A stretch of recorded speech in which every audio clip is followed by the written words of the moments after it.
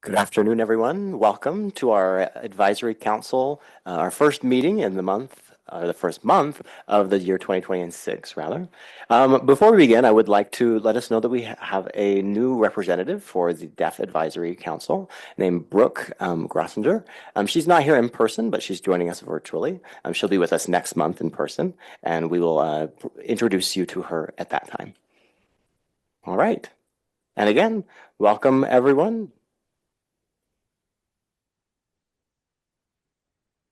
We'll begin with public comment, but first I should do my own commentary. I am our volunteer. I don't have any comments to make at this time. We do need a volunteer, rather, to do the Pledge of Allegiance. Do we have a volunteer for the pledge?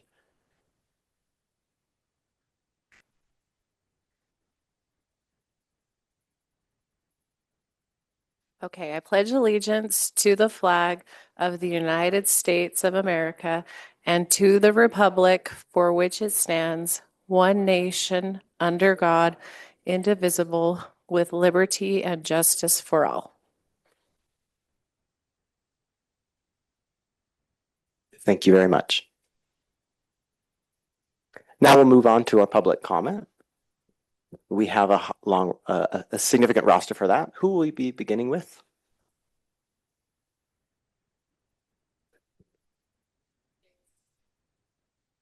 We will start with Kate Larson. She should be on Zoom.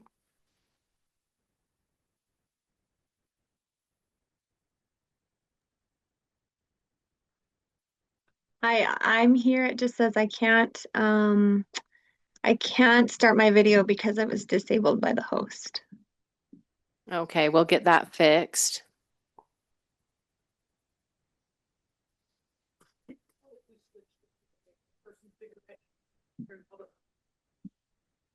Just right here.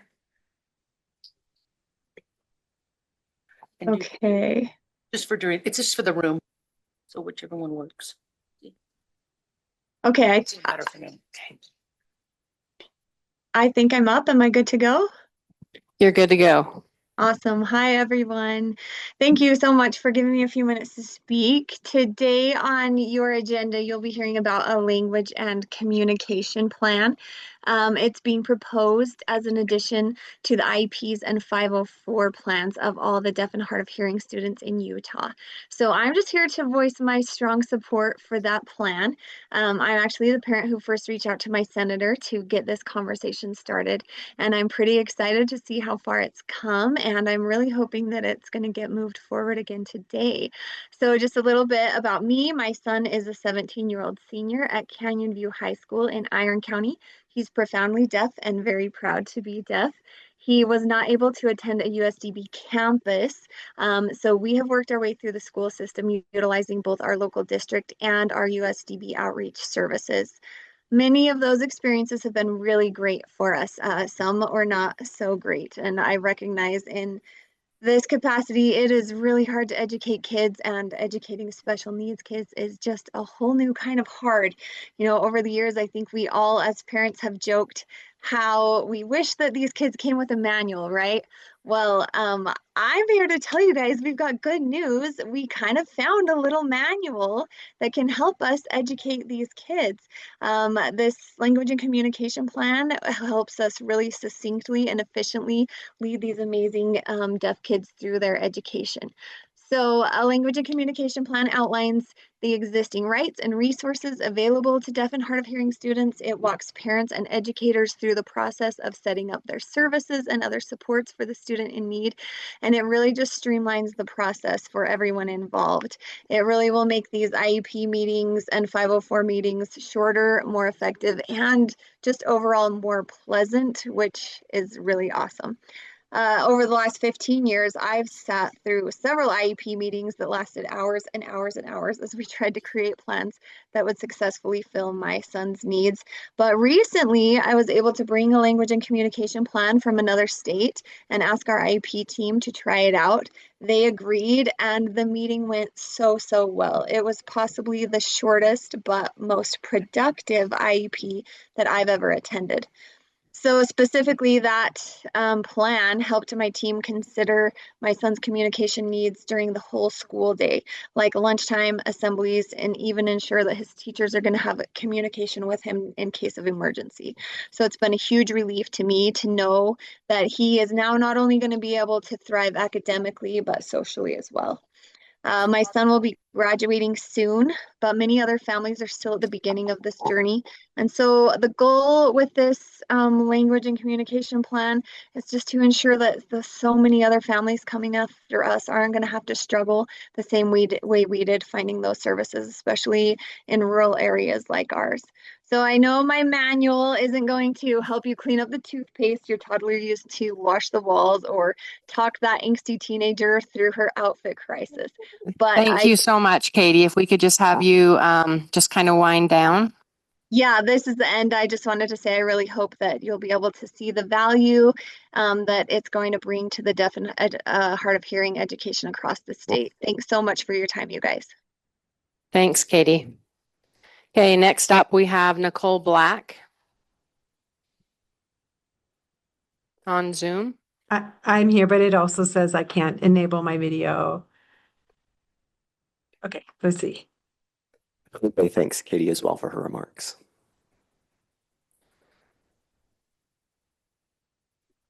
It just says you cannot start your video because it's disabled by the host. All right, it should be on now. There Okay, you go. Okay. My name is Nicole Black, and I'm a parent from a very small rural town in southeastern Utah. And I'm also here to speak about the agenda item of the language and communication plans. I wanted to share a little bit of my daughter Evelyn's experience to help show the importance of this plan. Evelyn is an outgoing 11-year-old who loves animals and singing. She's also deaf in one ear. And like many children with hearing challenges, her disability is completely invisible. Every single year, we've had to fight for the school district to provide and follow through with the basic accommodations she needs. And every year, the schools have fallen short. She's now in middle school, and things are even harder with multiple teachers, louder classrooms, more background noises, and fewer adults who really understand what hearing loss means. One of the biggest challenges with an invisible disability is that people forget. They think she's understanding or that a hearing aid fixes the issue. They don't understand that hearing loss comes with extreme sensitivity to background noise, auditory fatigue, constantly being overwhelmed. She often looks like she's fine, but she's working twice as hard just to listen. This is my daughter in third grade. And this is the actual neon sign that they made her wear around her neck and sit alone in a hallway. This was the only way she could access the listening break that was written into her 504 plan. Instead of a support, it became a public marker of difference and embarrassment. What should have been a basic accommodation turned into something stigmatizing and harmful. This is an example of how good intentions can go wrong without clear guidance or understanding. We have many other examples of the inadequacy of the 504 plan. She's gotten into trouble many times for missing instructions. She's been denied preferential seating by substitutes because they didn't believe she needed it. She cannot participate in PE or choir, which she loves. And she has even been told by a teacher, "Don't pull the deaf card on me." Despite being social, outgoing by nature, she is so frustrated and overwhelmed at school that she's begging to be homeschooled. This is not because she does not want to learn. It's because the system meant to support her has not, and she is so tired of fighting. Families like ours in rural areas do not have access to the same resources. We need systems that work statewide. I'm asking you to seriously consider the benefits of a standardized language and communication plan that districts can administer consistently. We're asking for clarity, accountability, and the bare minimum support our children need to access their public education with dignity. As you listen to this proposal, ask that you remember Evelyn and students like her who are doing their very best, even when the system makes it harder than it needs to be. Thank you for your time and consideration. Thank you, Nicole. Next up, we have Sarah Erb.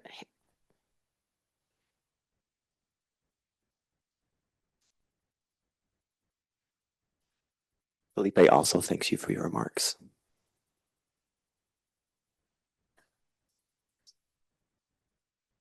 Good afternoon.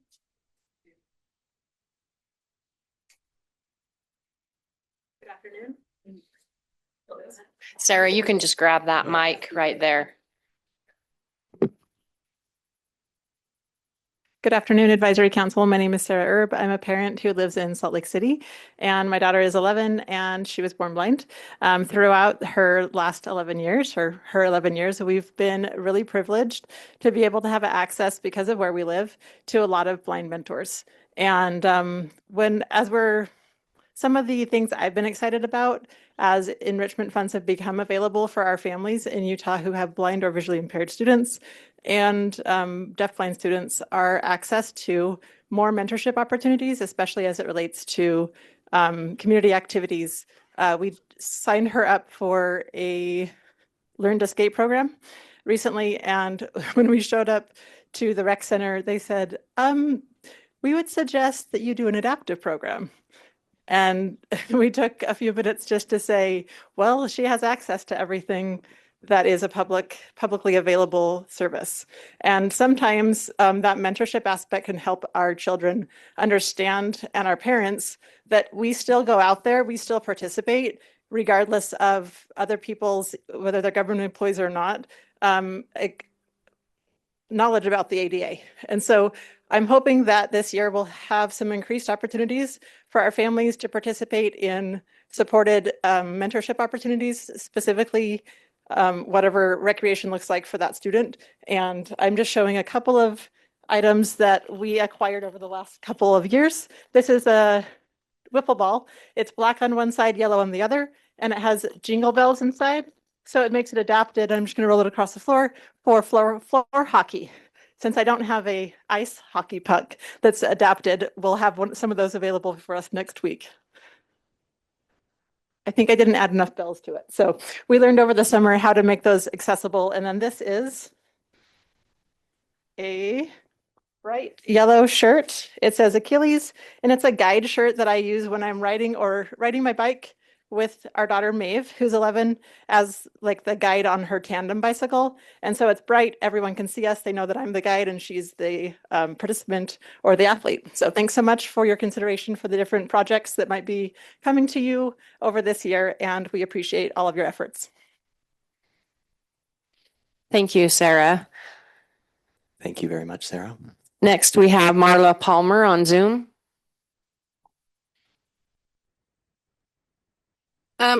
My video is disabled, but I can also not have my video, if that's okay. Oh, there we go. Oops, hold on. Just in that one more. Oh, there we go. Can you guys see me okay? Or hear me? Yes, we can hear and see you. Awesome. Thank you. Well, thank you so much for your time. Just a quick introduction for those that might not know me. My name is Marla Palmer. I'm a mother of two adult visually impaired children, and also a teacher and orientation mobility specialist for Davis School District. And on behalf of the educators who serve over 100 blind, low vision, and deafblind students in Davis District, we wanted to thank the administration for allowing us to give educator input with the recent surveys. My comments are related to the proposed monies for some of the enrichment funds to be allocated directly for teachers of the visually impaired to help fund programs and field trips in our district.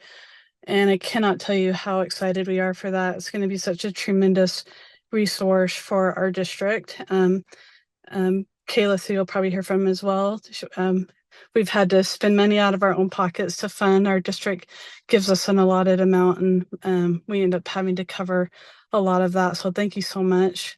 The other thing, after reviewing the proposed projects, my position remains the same with the line item on the proposed titled positions. Currently on the line, it shows that over $304,000 is being proposed to be the enrichment funds to be used. Obviously, that's a big change from the 10 that was proposed a couple months ago, which is a good thing, but it still doesn't, in my opinion, align with the policy that's put in place, which clearly states, quote, a limited percentage of enrichment funds may be used for compensation necessary for the consideration and staffing of enrichment programs.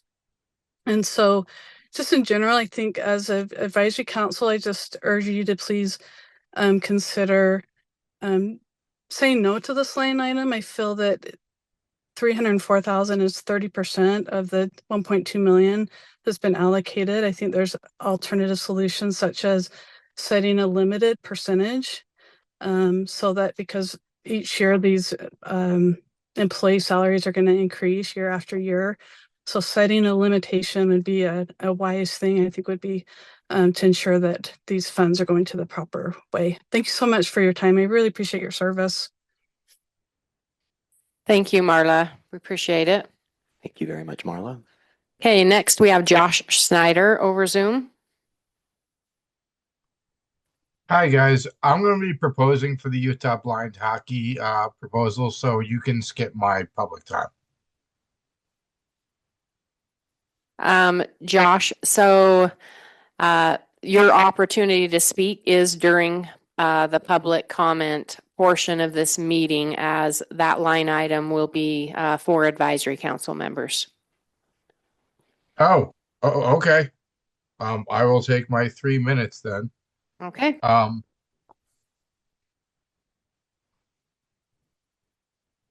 my video's up. Hi, my name is Josh Schneider. I play for the U.S. Blind Hockey Team. I'm also the co-founder of the Dent to Puck Foundation. My background's in education. I was an educator and a special educator for 15 years before I started losing my sight myself. After retiring from teaching, I found that the sport I played in college had a version for people like me. And after my first practice, I knew my involvement in my late 30s was going to be more as an advocate than a player. I met my partner, Drew Garza, who's also on the call, via social media prior to pandemic. And we put together the Dent to Puck Foundation as a podcast. We now just launched our 12th season. But the idea was to grow awareness for our sport in both the hockey community and the blind community. As things grow grassroots, the Dent to Puck started as grew as a foundation. We host tournaments. We are the #1 advocate for the growth of our sport within the country.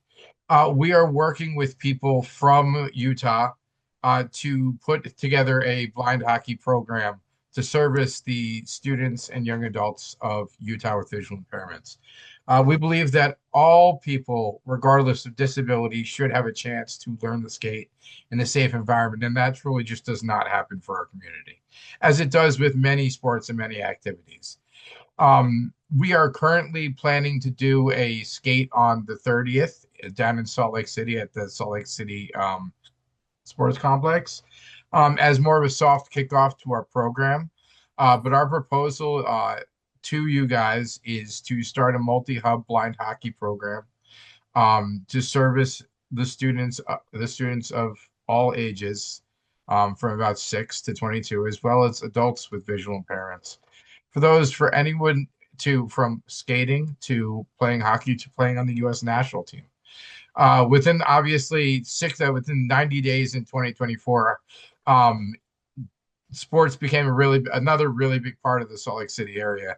Within 90 days, you got an NHL team and then the Paralympics and Olympics in 2034. The 2034 Paralympics was our original target date for full inclusion of blind hockey, which set Utah as a catalyst for our sports growth from now and for the next 8 years. Through the support of the community and growth with an ecosystem around blind hockey, it'll support the community. We'll grow a valid support system to hopefully include our sport in the 2034 Paralympics. So our foundation is founded by blind adults, run by blind adults, and we focus on growing the sport for the next generation.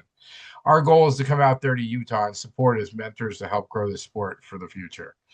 Please consider our application for funding for the students of Utah. Thank you, Josh. Next, we have Calith Warren. Hello. Thank you very much, Josh. Hello. Can you hear me and see me? Yep, just 1 second, Caliph. We just need to change interpreters real quickly.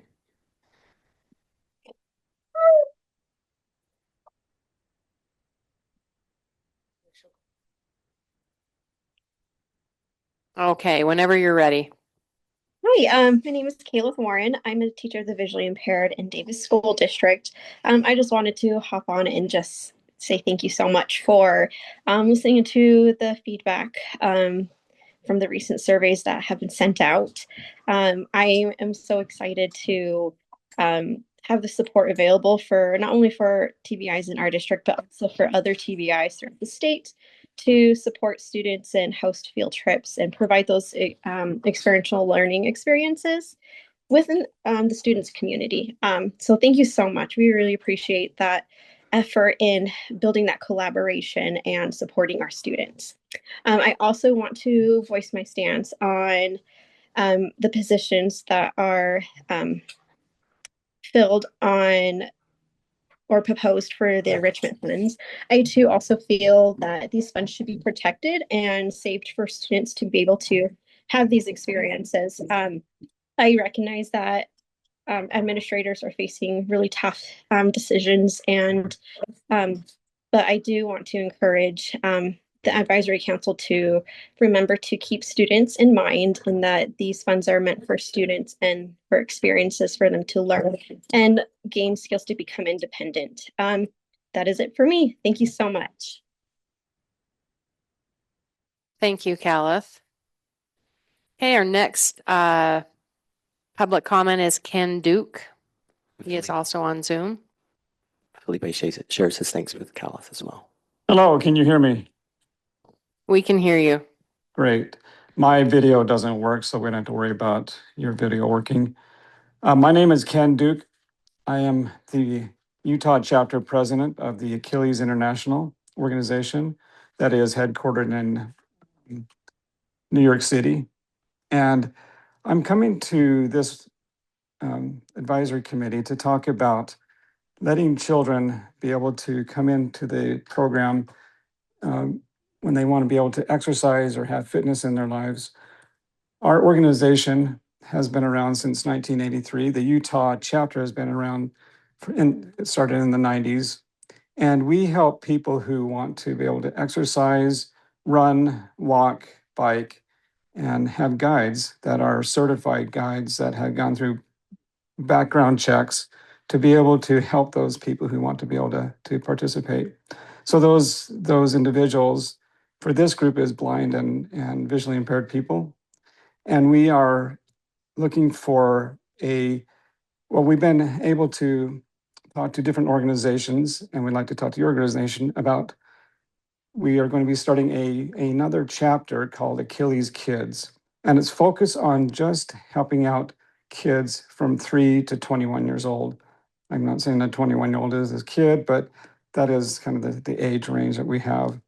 And I have a blind grandson, and I want to get him more involved in being able to have the ability to participate in running events or biking events or different type of sporting events that's approved, to have a guide and be able to do that for his, not only his physical capability, but also to connect with the community. My position as a president of the Achilles Utah has been focused on adults, but again, we want to focus on this new chapter, which has been done in other states throughout the country, and we want to start this organization for the kids of Utah. And so, with that said, I just want to be able to put our name out there, let people know that we're out there for you to join, or have your kids join, or have the adults join as either a guide, a volunteer, or an actual athlete who has some sort of disability, but pertaining to this group as a blind individual. Thank you for your time.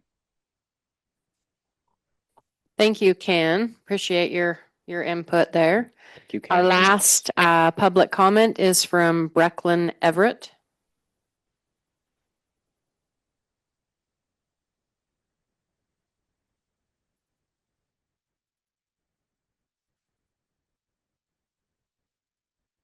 So I'm not sure if she is online. She did send me her comment. Is it okay that I read it? Okay. All right. This is from Brecklin Everett. She's a parent of a blind child. Also has a child who is hard of hearing. Her older daughter utilizes outreach services provided by USDB, and they're very grateful for the excellent service that has been provided. She has a younger daughter, however, that has been denied access to services through Utah Schools for the Deaf. She has auditory processing disorder, which results in significant language deprivation. Her daughter uses American Sign Language to communicate, was prescribed hearing aids, and her audiologist recommended attendance at USD. Despite all of this, USD has refused admittance into their school. In the Utah State Board of Education handbook, auditory processing disorder falls under the umbrella of deaf and hard of hearing. I would like to know when changes will be put into place to allow children with auditory processing disorder admission to the Utah Schools for the Deaf.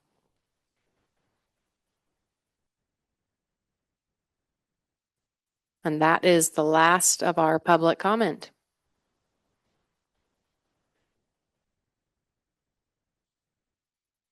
Thank you very much, Tammy, for sharing the last two comments for us. Now, if I could peek onto the agenda here. We have proposed voting to accept the last agenda and minutes from the previous meeting, as well as to look at 3 bids for donated funds. Are there any proposed adjustments to the agenda? Hi, Philippe. This is Katie. I was hoping for tonight's agenda that we could move the line item 10, expanded core curriculum events review, Becky Weeks, to before the item number 5, where we're discussing or looking at enrichment funding options, since that's one of the fund items that is in question.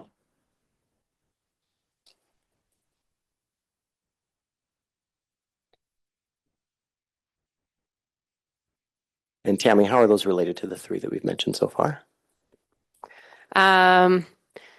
Katie had requested during the November meeting that we provide some background information on what activities we provide in the expanded core curriculum, how many students, how many people are attending. So Becky is here, and Philippe, if you're okay with moving that item before the action item. That's fine by me. Okay. Sure, let's go for it.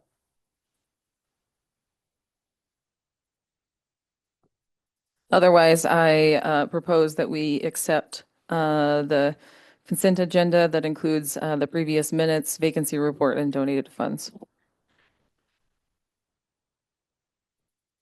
Thank you. Do we see a second for that motion? I second the motion. Thank you for the second. Those in favor? Aye. All right.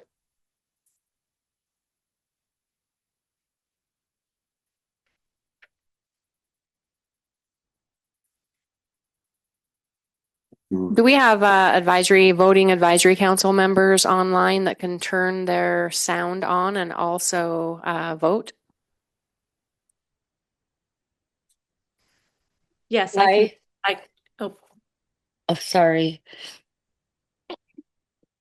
go ahead. Donnelly, aye. Or yes. Thank you. And are there others? Oh, I doubt that they had read that. Felipe says, all right. And moving forward. Enrichment request is the next item on our docket to discuss with the blind program. And we have comments, and that will be discussed from Susan Patton. I'll turn the time to you now for that. Chair, this is Assistant Superintendent Darren Nielsen. Can I speak briefly about the enrichment activity that was talked about in public comment? Certainly. Okay, thank you. I just wanted to give some background. We received this request. It's well written, and we received it the afternoon of Friday, January 16th. So to the advisory council members, that's why it wasn't included in the original packet. So I wanted to just acknowledge that of how that happened, that we sent you the packet for today's meeting without that information. As we received this, I felt like given the discussion item around and the action item around enrichment funds for FY26 that you'll be undertaking today, that it was appropriate for me to add this, despite the fact that it came in after we'd already sent the packet out. The information or their application is included in the backup. If you haven't had a chance to read it, it again is well written. There's great detail in there to give you information about the proposal. Obviously, you can decide to take action on that today. You could decide to defer till your next meeting. You have a variety of options you can do with that, but I wanted to make sure it was on the table in the context of your discussion around enrichment funds. So that's all I have to say. Thank you. For clarification, And if I can add to that, from the chair, we have a subcommittee who is responsible for the enrichment funds. Let's set a meeting for that subcommittee to review them and then propose them in the next meeting. That is my proposal from the chair. For clarification, I just wanted to make sure you were referencing the Utah Echo Blind Hockey. Correct. Thank you.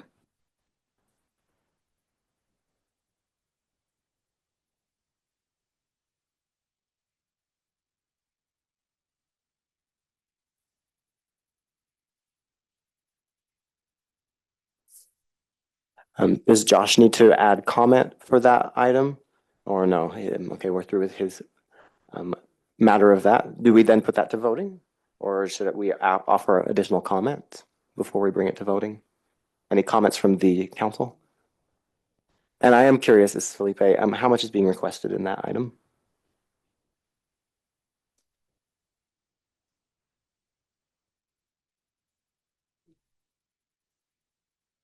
Do we have those funds available?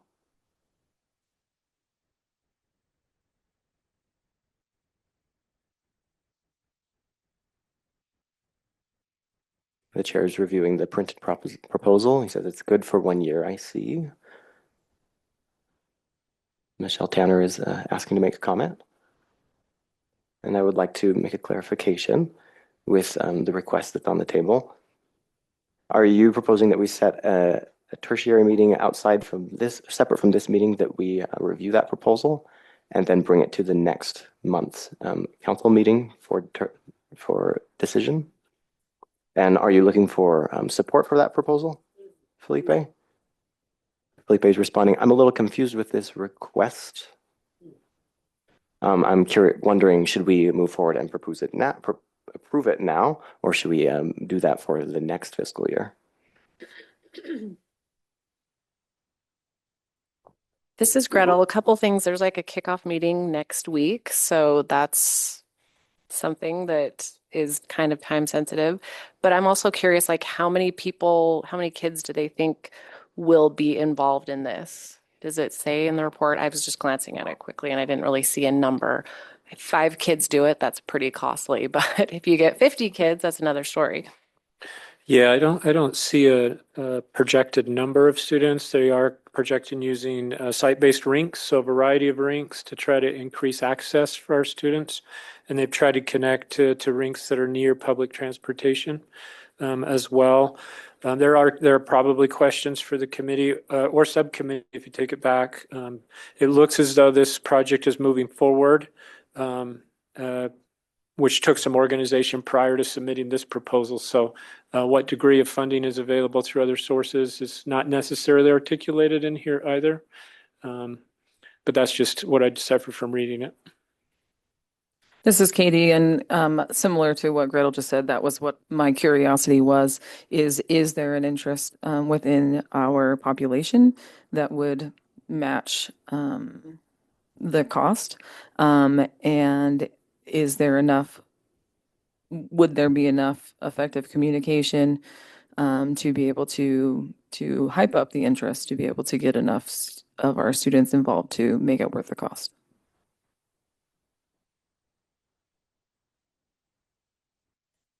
The other thing that I think is noteworthy, this is a really odd year in terms of enrichment, not just because I'm here, but typically you're already starting to plan for your FY27 enrichment budget. So you're within a couple of months of starting your subcommittee work, taking the budget for the next fiscal year and putting those plans together.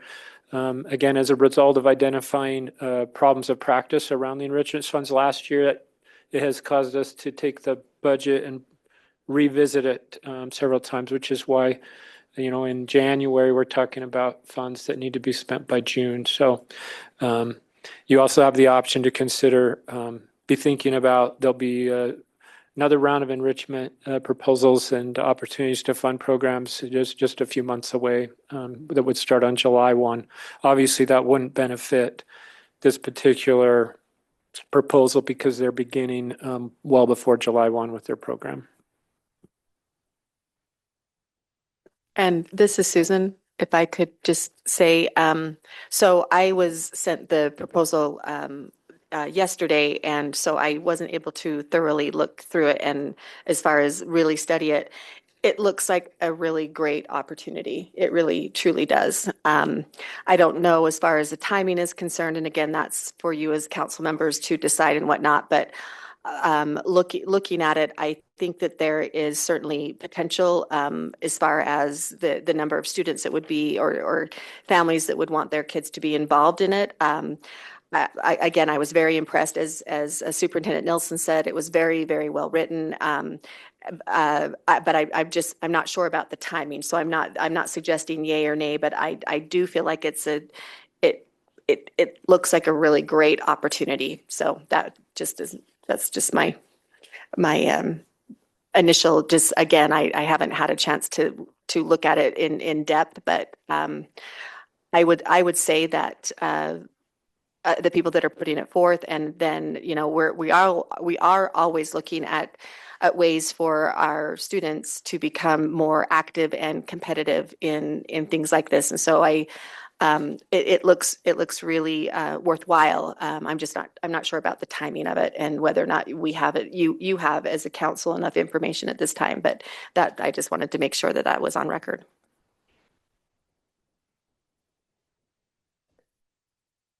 Michelle, did you have something to add as well? No? This is the chair. I do have a question related to this. I'm curious what the risks are and what risks may look like if we decide to move forward with this allocation with $205,000, and if we have much oversight with that, or do we have to simply hope that it will work out, and what that impact will look like and what we need to allocate for that for this year and what our fiscal responsibility would be in that regard.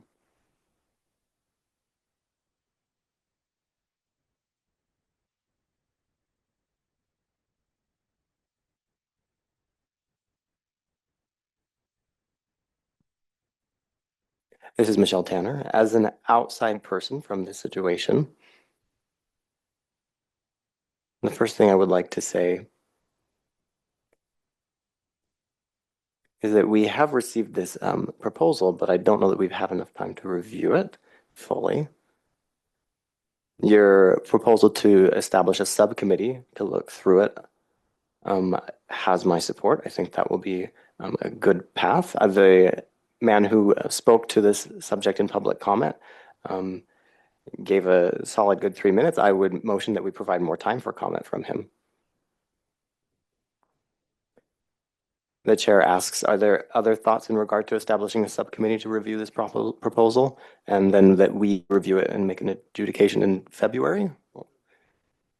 What path do we want to take forward in that regard?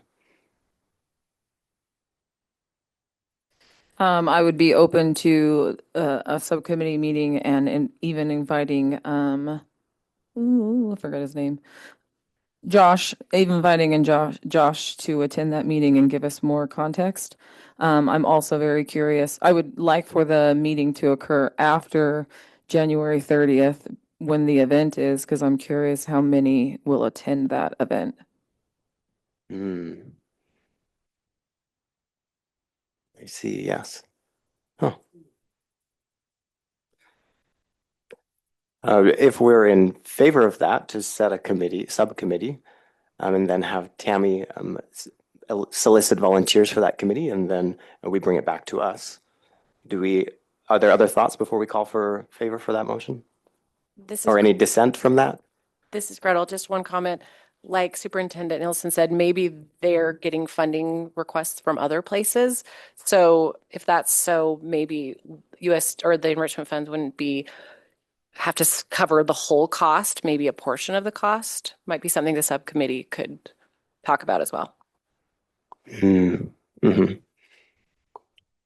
Yes. This is Annalee. Tammy, would you make a note for the subcommittee? Oh, yes, Annalee? I also agree that some discussion in a subcommittee is a good idea. Thank you. Great, thank you. Tammy, let's go ahead and set that to create an invitation to set a time for that, and then to have a meeting for that subcommittee after January 30th and include Josh as well in those discussions. Thank you so much, Tammy. Does that have the support from the board? All right, we'll move forward to the next step of our agenda.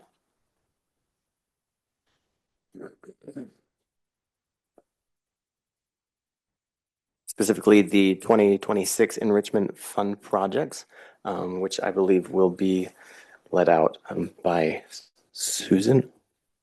Did we move item 10? Yeah, let's discuss. Oh, yes. 10 before we get to number 5, just as it relates to that. And which one is number 10 again, please? Felipe is asking. So this is Susan. If Chair, is it fine if I introduce Becky? Okay, Yes, please, the floor is yours. So this is our wonderful Becky Weeks, and she is our expanded core services coordinator who is in charge of all of our expanded core activities that utilizes our enrichment funds. And she was so great to be able to come and answer some of the questions that were posed from the advisory council in whatever month it was, November. It seems like a little bit longer, a little bit far away, and so she has some presentation, and then she's happy to answer any questions, as am I, as we go along. So with that, Becky, it's all yours. Oh, and then I have to push one. Okay, this is a lot. Press the button once. Oh, thank you. Okay. Someone to hold that There for we you? go. I'm happy to hold it for you. You know what? We'll see how this goes. Oh, look at I just Jacqueline have, right look there. at. Okay, I did this once before. Thank you, Jacqueline. I did this for someone, so that's payback. Thank you very much. All right, I understand that well, first of all, I have to thank you for the opportunity. I love everyone's thanking everyone. It's a good place to be when you hear that. I truly am grateful. I would love to stand on the top of Ogden campus and let everyone know what we are doing, because I am so excited about it. I feel like so many things are going well, and this is a great opportunity to get to share what we're doing. So my understanding is you have this document. It's a little lengthy, but we're busy, and I just wanted to make sure that everyone has an understanding of what exactly we are doing. So I'm just going to follow this document. One of the things I wanted to note, I don't know if this is curiosity or not, but all of our events and our information are advertised on the USDB website, the Expanded Core Services website. We go through a platform called MailChimp and Parent Square to those who have opted into our emailing system. And the events and the information are also listed every month on the TBI memo. So all of these activities are well advertised because we want participation. So one of the first things that we have participated in this year, it's my understanding it's for the 25-26 school year up until today is what I've provided on here. And also including how many students have attended. So we have the opportunity, our Expanded Core Services TVI. I should mention that there are 3 on our team. I am the coordinator. Kathy Bingham is the teacher of the visually impaired for our team, and Kennedy Pomeroy is the educational services aide. So all of these happen via us.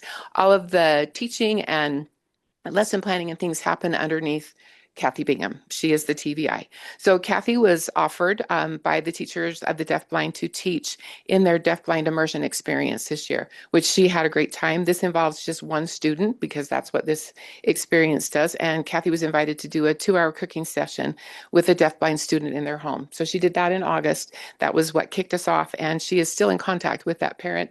That parent is sending all kinds of videos and text messages regarding the cooking that goes on in the home now since Kathy has been there.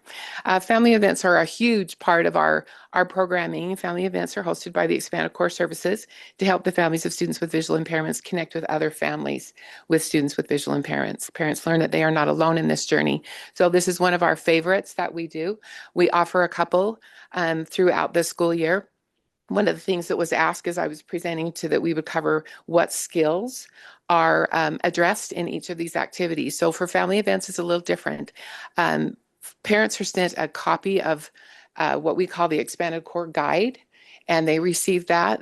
The process is they register, and as soon as they register, within 2 weeks of the event, a week of the event, we send out information, more detailed information about the event, and then we also extend this Expanded Core Guide. So I want to explain just a little bit about that. It says this guide includes tips for students at the following learning levels. So the foundational level, students at this level are learning skills that they need in order to interact with objects in their environment. The basic level, students at this level are learning the 3 domains of the Expanded Core curriculum, which are the access skills, independent living skills, and community readiness skills. There's the intermediate level. Students at this level are learning the 9 areas of the Expanded Core curriculum. So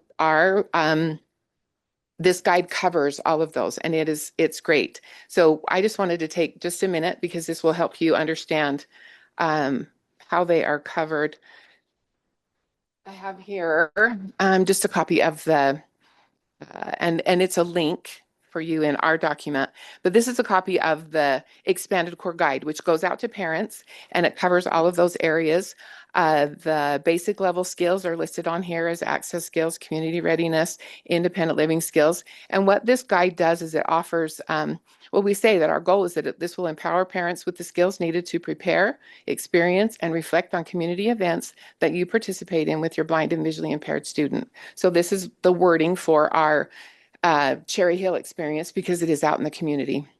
So Kathy does a great job with this. She's listed it as in foundational level skills, and she puts all of this information is taken from Sensing and Learning, and it talks about extended state attention zone. It helps parents understand what they can do with their children that are at this level. There's the basic level skills. This also addresses access, community readiness, and independent living skills.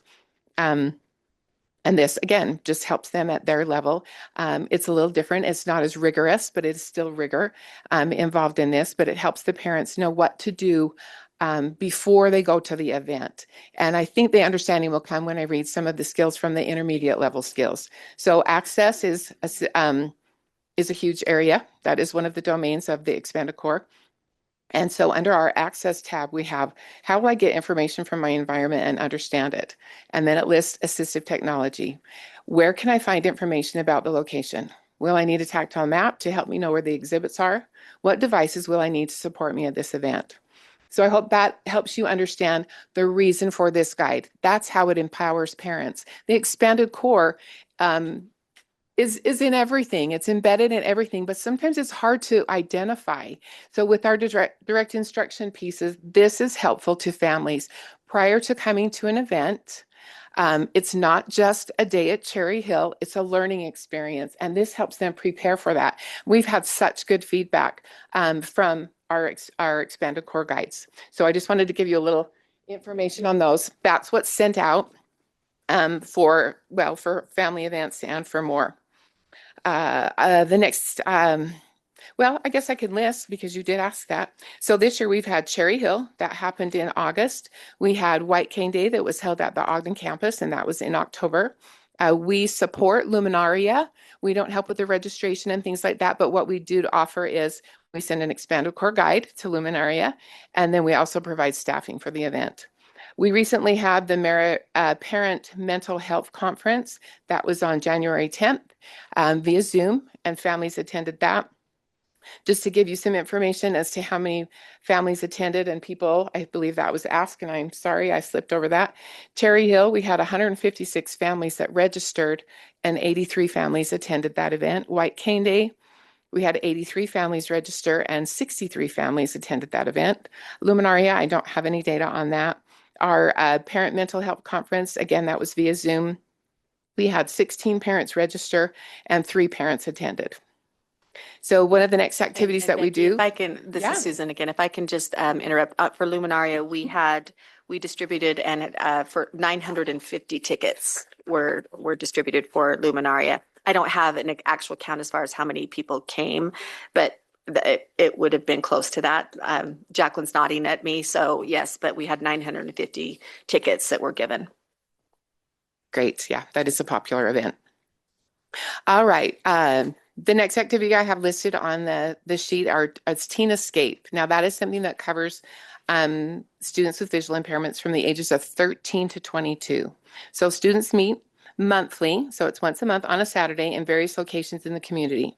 This allows the students to strengthen their bonds with other students with visual impairments, as well as build new friendships. They learn from teachers and other students the skills that they need to navigate the community and become confident as a capable young adult. So Teen Escape is a big hit. We love taking the students out into the community. All of these activities are well thought out. We take feedback from parents. We take feedback from TVIs. What kind of things are the students interested in? We ask them when they come to the events. So we take into consideration some of the events that we have had. We reached out, the Lions Club reached out to us, and they have a gun range. So they offered us to come bring students. We included parents in this. They provided a lunch for us. It was a great activity. That was what we kicked off our year with in September. We do things like going to Lagoon. They do a Lagoon Frightmares.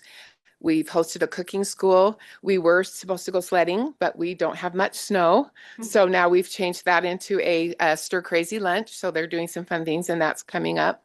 We send out ExpandiCore guides to all of these events so that parents are empowered to talk with their students. What skills are we working on? Why are we working on this? What is a career readiness skill? That's if you're on time to the event. Everything has learning. Everything has learning. I also wanted to note on here that with the Teen Escape activities, we've decided that we do a pre-teach with them. That's important in every learning experience, not always possible ahead of time, but these older students, they can access their computers and they're really good with Zoom. They're really good with just being able to do this homework. So Kathy will send that out to them again prior to the event after they have registered. And there's some criteria. There are some things that they have to complete before they go. And then they turn that in, and then Kathy gives them the okay on that or gives them feedback so that they're not just coming. They're not just coming to Lagoon, right? They're understanding why we're going out in the community, what they can learn, how they can work on some of their skills. So I'm really proud of that. I think that's a great idea. That we've done that. So I can tell you that for our Lions Club, there were 14 students that registered and 12 students attended. Lagoon is always very exciting. So there were 28 students that registered after the pre-teach and just all of the other interesting things that happened. 20 students attended. We hosted a cooking school. 14 students registered. 6 attended that. And then we are having our student mental health conference this Saturday. And so far, we actually, when I wrote this, it said 4 students register, but because we send out continuous mailers with the information, we've picked up, I think we're to 14. So we're very excited about that. Okay, the next thing is Jingle Jam, which is an annual event that's very fun. And I think you can ascertain from the name what that is. It's a holiday event, and it's always hosted at the Ogden School campus. We love that. This year, we had 29 students register and 21 students attended. And I will note that there was one student that we used as a mentor.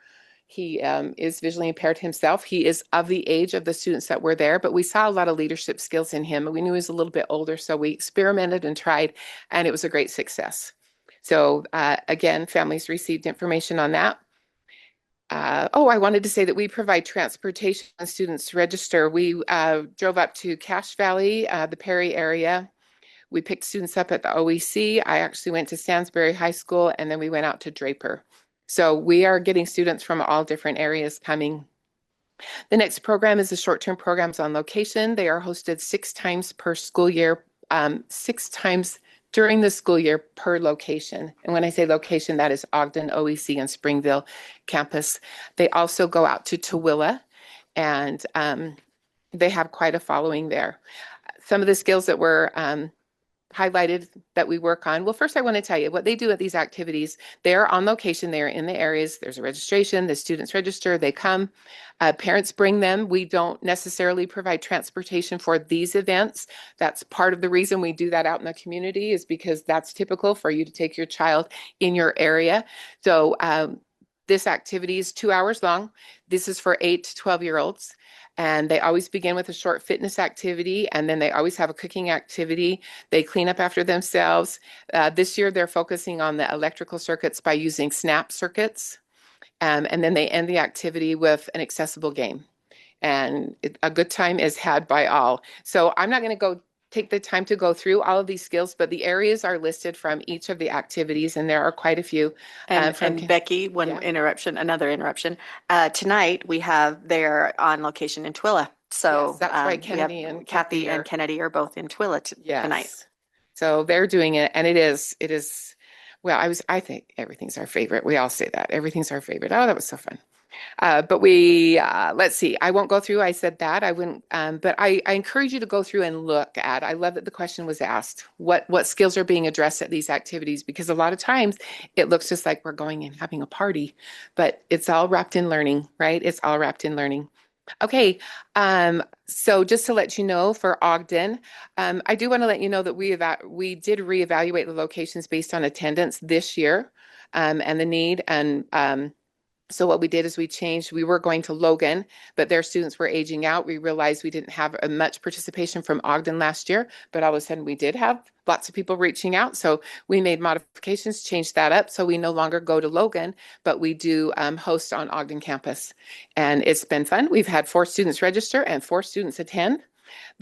We've had 2 events. Like I said, they're 6 times a year, and they're just throughout the year. Most it's 2 students register and 2 students attend. For Tooele, it's 3 register and then 5 students attend. So that happens too. 3 students. Salt Lake, 2 students, 2 students attended. They also had 4 students and then 3 students attend. So it varies. As Springville has had a lot of success, they enjoy these activities. So they usually have 4 register and 5 students. You betcha. They attend. And actually, Jacqueline, I'm good to hold this because I'm not going to use my computer anymore. Let's see. And then we also offer these in St. George. We have a team that we work with. They send everything into Kathy Bingham as the TVI. She goes over the lesson plans, makes sure that everything that's happening is correct. I work with them for the facilities, and I get the venues and do all of that. So they have done them. Just this year, they've done 1, and they had 5 students register and 4 students attend. Another listing on here is our campus carnivals. We do those 3 times per year at each campus. These activities are a series for students in pre-K and elementary that attend our campuses. Students engage in sensory learning experiences that are themed to the season of the year. So we offer them in fall, winter, and spring. Students have the opportunity to engage in new learning materials outside of their classroom and help them generalize the skills to a new environment. Parents and related servers are invited to come to these, and they all do. They participate. There's no registration for these. The teachers are made aware of when they come. So we have done those in Ogden. We did them in September. We did Ogden, OEC, and Springville in September. And then we just hosted last week in January. And most all of the students that are well and attending school that day attend those carnivals. So next. This is exciting. This is possibility exploration. This is something that we host 3 times per year at each of our campuses and once per school year at other locations. So this activity series is for students with visual impairments birth to 7 and their parents. When they're that young, we decided that we needed to have the parental support, and everyone has been very supportive. It also allows the parents to interact with other parents that are there, and that's part of our goal as well. So this is supported by because of the age group. So birth to 3 would be their provider in PIP, and then 3 to 7 would be their TVIs because they're in preschool and school. So this is something that we started actually last year. And we changed a little bit with what the activity is, but this year we provided the opportunity to kind of tack onto the campus carnivals that we were having in all three areas because everything is already set up. So the campus carnivals happen for the campus students in the morning, and then we offer 2 times during the day, 12 to 2:30, I believe, and then 3 to 6:30. And so families can come and the 3 to 6:30 time, siblings are allowed to come, and that has proved to be very beneficial. And I do have to say that just to explain to you the reasoning behind this possibilities exploration. You may think birth to 7, why? I know last year I had the feeling that I thought we need to start younger. Things are ebbing and flowing, but they're not ebbing and flowing as I would like them to ebb and flow. And I felt like we needed to do something different. So that was the thought for possibilities exploration. And we teamed up with early childhood. And so they take a big part in this. Like I said, the providers are there as well as the TVIs are there. But the reason I share this with you is because it's not often that I stand up and say, I know something that I had an idea that is working, but it is working. And I have the proof. And it may seem silly, but my proof comes from this. We provide White Cane Day t-shirts. It's kind of a hit at our school if you sign up for White Cane Day and you attend. Last year, I ordered 9 extra small t-shirts, which would be that size, 0, right, to 7, depending on the child. Because of our interaction, I know this because we have been introduced to families. We provided activities for them last year, and we're doing it this year. For White Cane Day this year, I had to order 45 extra small t-shirts, and we had so many PIP families come, and they are very, very supportive. So I know that was a win. That was helpful. And we actually have had 11 families register in Ogden, 8 families attended, 5 families registered of OEC, 4 attended, 14 registered in Springville, 5 families attended. And in St. George, we had 11 families register and 9 families attend. So very, very helpful. Heber City, this is something that we are just quickly, I would just want to let you know, a USB TVI connected with our Expanded Core Services TVI.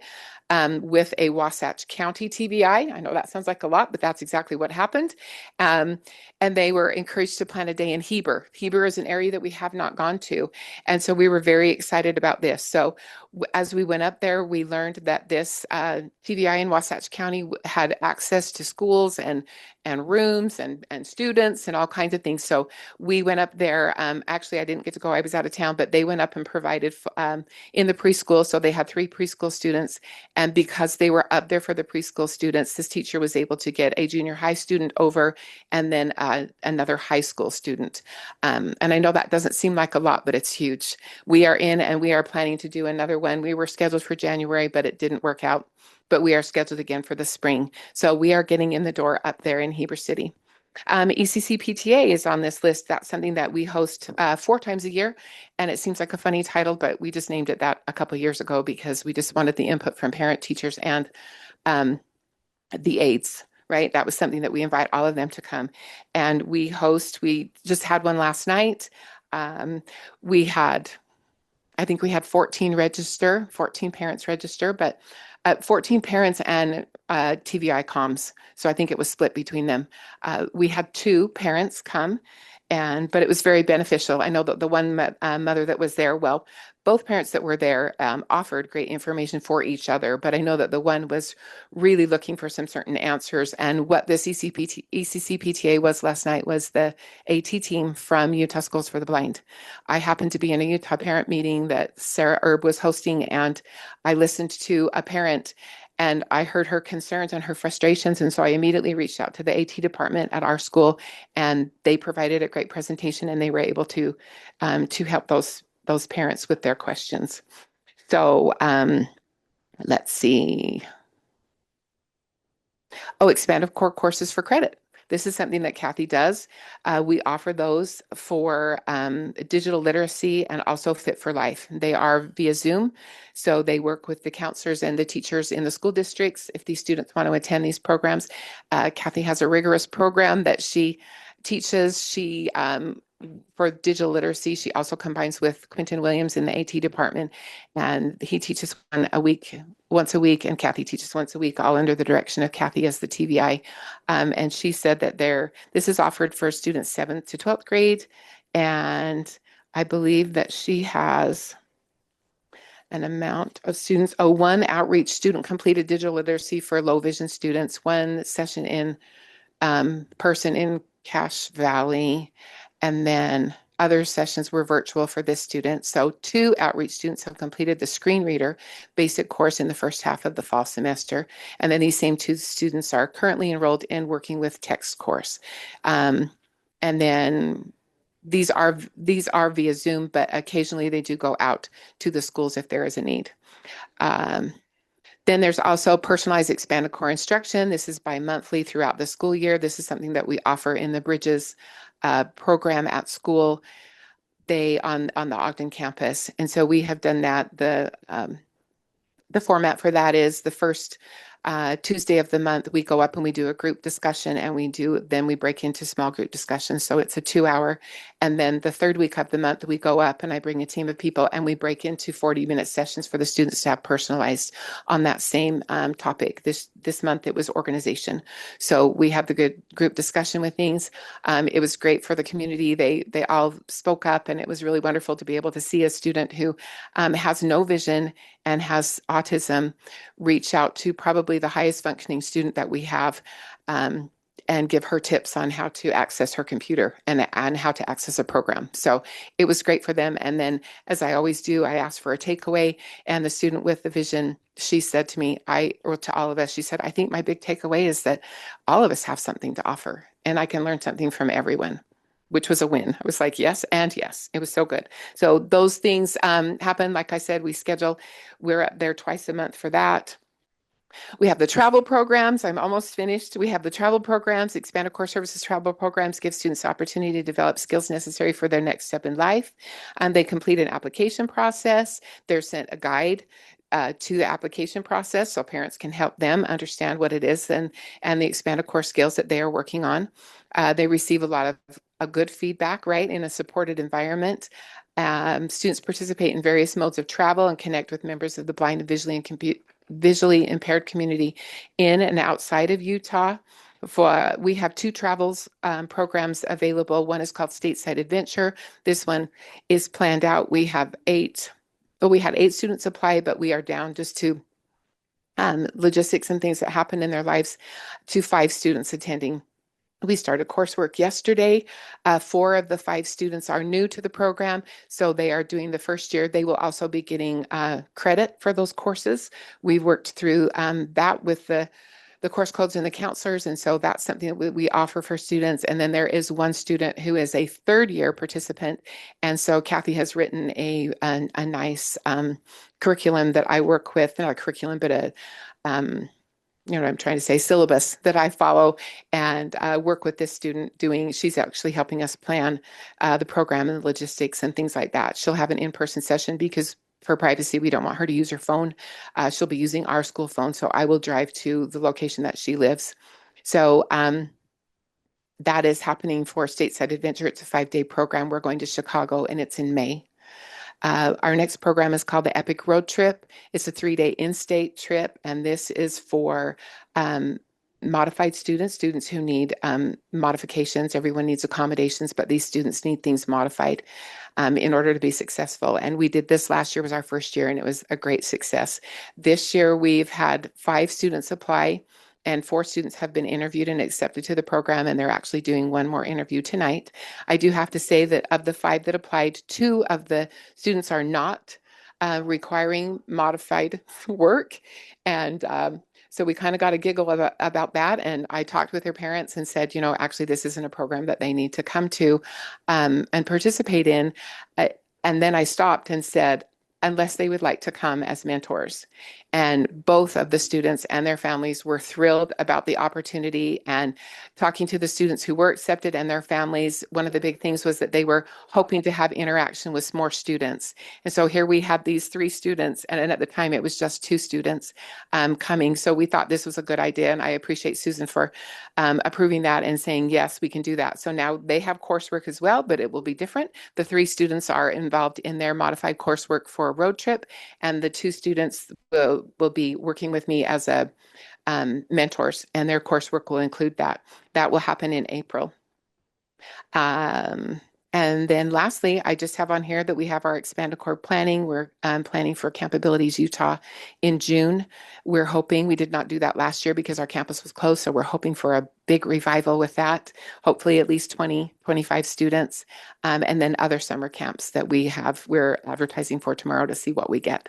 So I think that's it. So if anyone has any questions. Thank you so much, Becky. That was very thorough and very well written. I don't know, I will open up for any questions if anybody has any questions. I know that Becky had answered the questions that I had proposed to her, or posed that I had taken notes on, but I want to make sure that any questions that I didn't write down are answered as well. Yes, this is Katie, and I don't want to make like light of or insult anyone who has participated in these events and has gotten a great deal out of it. But my question is like, what is the pool? We can see how many attend, but how many could be captured? And what are we doing to capture more students to be able to attend these events? The enrichment funds are intended to be used for all students across the state of Utah. Are we truly providing access so that we can capture more students and serve more students? Well, I think the first thing to answer that is the very first line that I explained is as we send it out. I mean, that's what we do. We have email lists. We have platforms that we send that out on, and sometimes we hear that we send out too many information pieces, but we know that that makes a difference. So that is huge. We contact TVIs. We ask TVIs to deliver the information to them directly. That's how it works with Possibilities Exploration. Their providers have it. We're in contact with the providers, the TVIs in the area. Every program has a certain area, and we contact the TVIs in that area. We ask them to please contact the parents. We send things out. It's definitely going out. The students who come appreciate it. We get great feedback from everything. But I don't know how. I don't know how we get them to come with other things. I mean, people are busy and they make the registration reflects a lot of people excited about it. But then when the event actually comes, I don't know that we can control that, but the interest seems to be there. We do reach out. I know personally, like I said, when I went to the Utah parents meeting and that parent was on there, I looked at it and thought that's the need right there. And so we're trying to address the needs as per feedback that we get.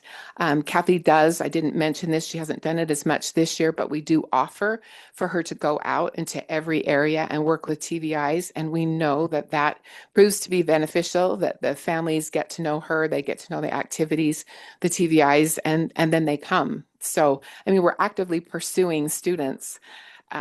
We know that the interest is there. I feel good about the quality of our programs.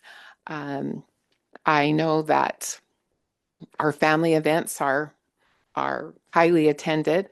We reevaluate, just like I said, we reevaluated the area, deciding if we were going to go up to Logan anymore, if we were going to go to Ogden. One of the things I want to note is that, I mean, numbers for areas may be small, but we're answering that call to go to the area. But if we did it as we did it in the past, it would be in one central location and all those students would come. You add those numbers up and it's not 2 and 3, it's more like 15 to 20 for one activity, which I think is good. So, we're actively pursuing that. And if anyone has any ideas, aside from driving around with, handbills that you give to every single person, I don't, but I feel good about what we're doing. I feel good about what we're doing. And I know that the families that we're reaching out to appreciate what's happening. And this is Susan, and I can speak to that as well, which with the enrichment surveys, that this addresses that some, Katie, as well, because one of the issues that we face is that we don't have a database, or we don't have anything that is inclusive of all students statewide, and it's problematic for us because we have a listserv of people of students that have attended previous activities. We have our TBI listserv that we try really, really hard to keep up to date. That's both USDB TBIs and district TBIs that are not USDB TBIs. And then we also ask families, please forward this on, but there just isn't a database that has, or a listserv or whatnot, that has everybody in one group. And it was interesting with the survey, the results of the survey. The surveys came back quite mixed as far as the communication, because as Becky said, we're always trying to refine communication and make sure that as many people are getting it, because we're trying to recruit more, and then saying, okay, we're recruiting more students, but also what's stopping those kids from coming. A lot of it's transportation, a lot of it's barriers within so then we're looking at providing more local control with and I'll talk about this as well. But then we also have quite a few on the surveys that say, you know what, we're getting way too much. We're getting way too much communication. And so it's just a balancing act. And again, like Becky said, we are more than happy to have any ideas. Member Booth. If I can insert a quick little comment, listening to Becky is really exhilarating from my point of view as a member of the State Board of Education. Our challenge throughout the state is to not get caught up in the sheer numbers of 675,000 students that we have responsibility for, but to be able to focus in on the one. And rarely across the state are we focusing on 1 or 2 or 5 or 10. And I just want to celebrate the fact that Becky and the team that are working on this throughout the state have recognized that 1 is enough. And certainly, I really resonate with Katie's concern that we want to extend this to as many students as possible. And whatever ways we might be able to find to particularly to do away with those barriers that may get in the way of whether it's transportation or fear. I really am so thrilled to hear that we will continue to prepare for and execute these programs for 1 or 2 students, because it's making a huge difference. And that is what we are about. So carry on and keep doing that good work and extend it to as many more people as we possibly can.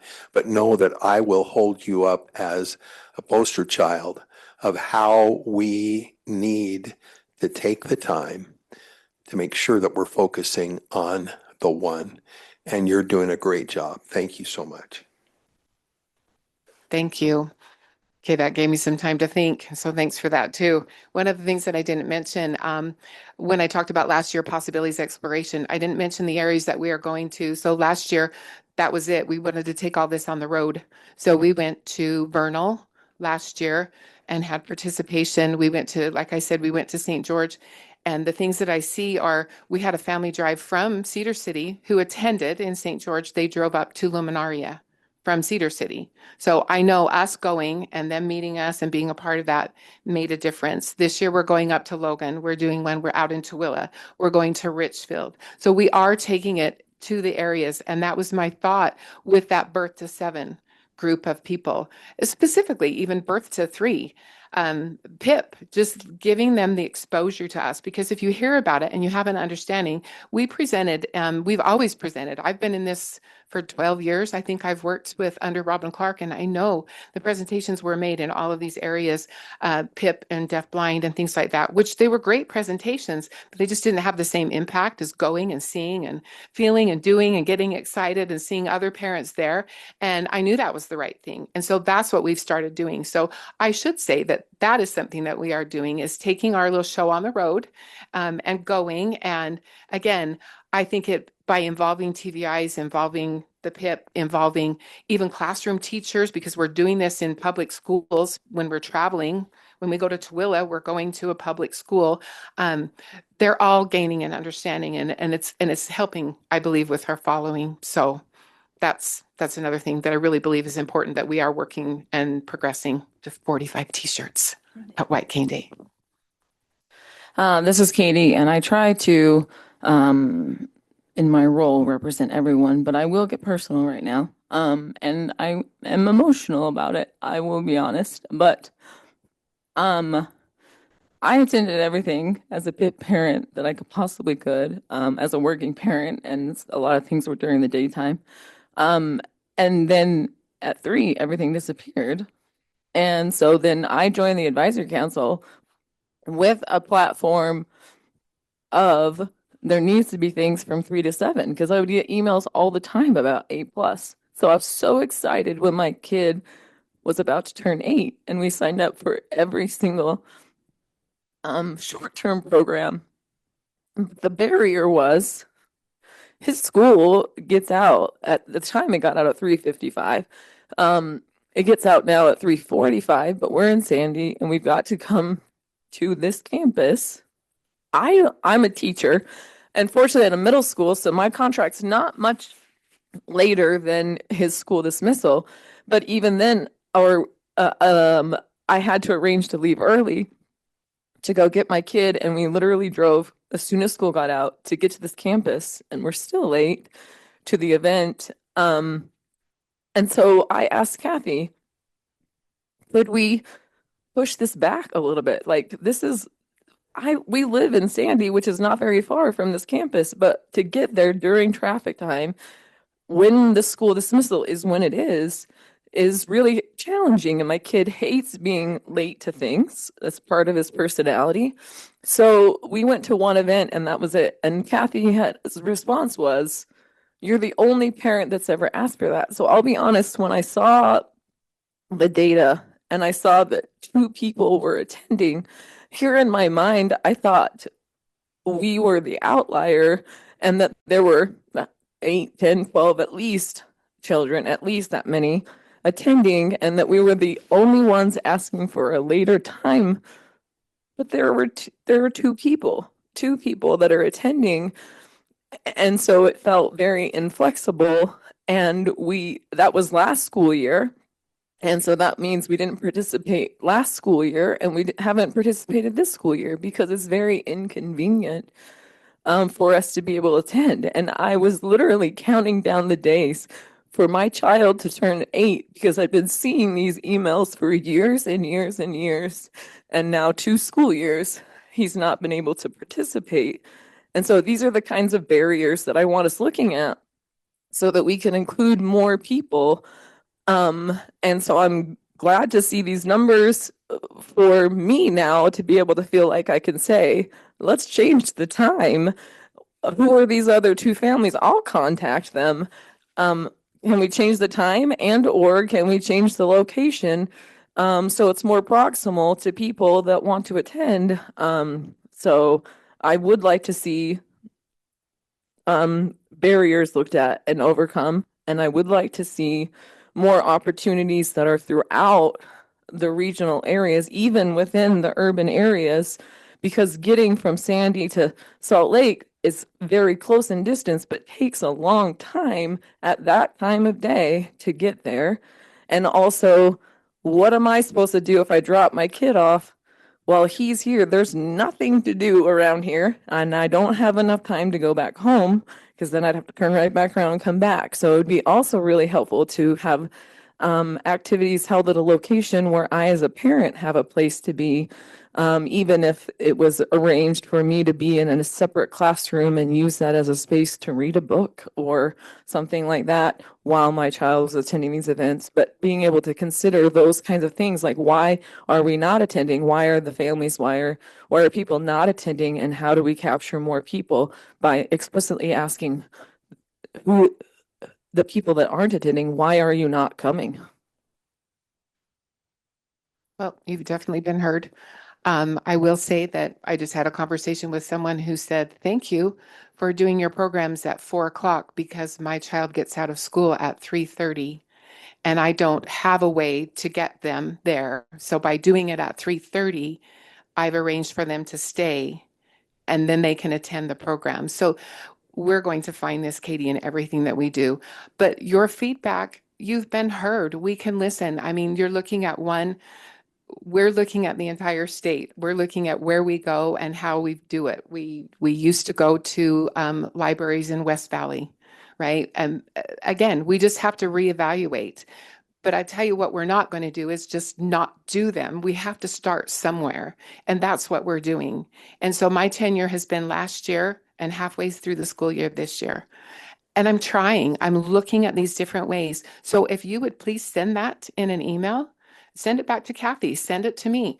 If you have other people that have, I can't promise you that we can change them exactly the way that's going to be convenient for you.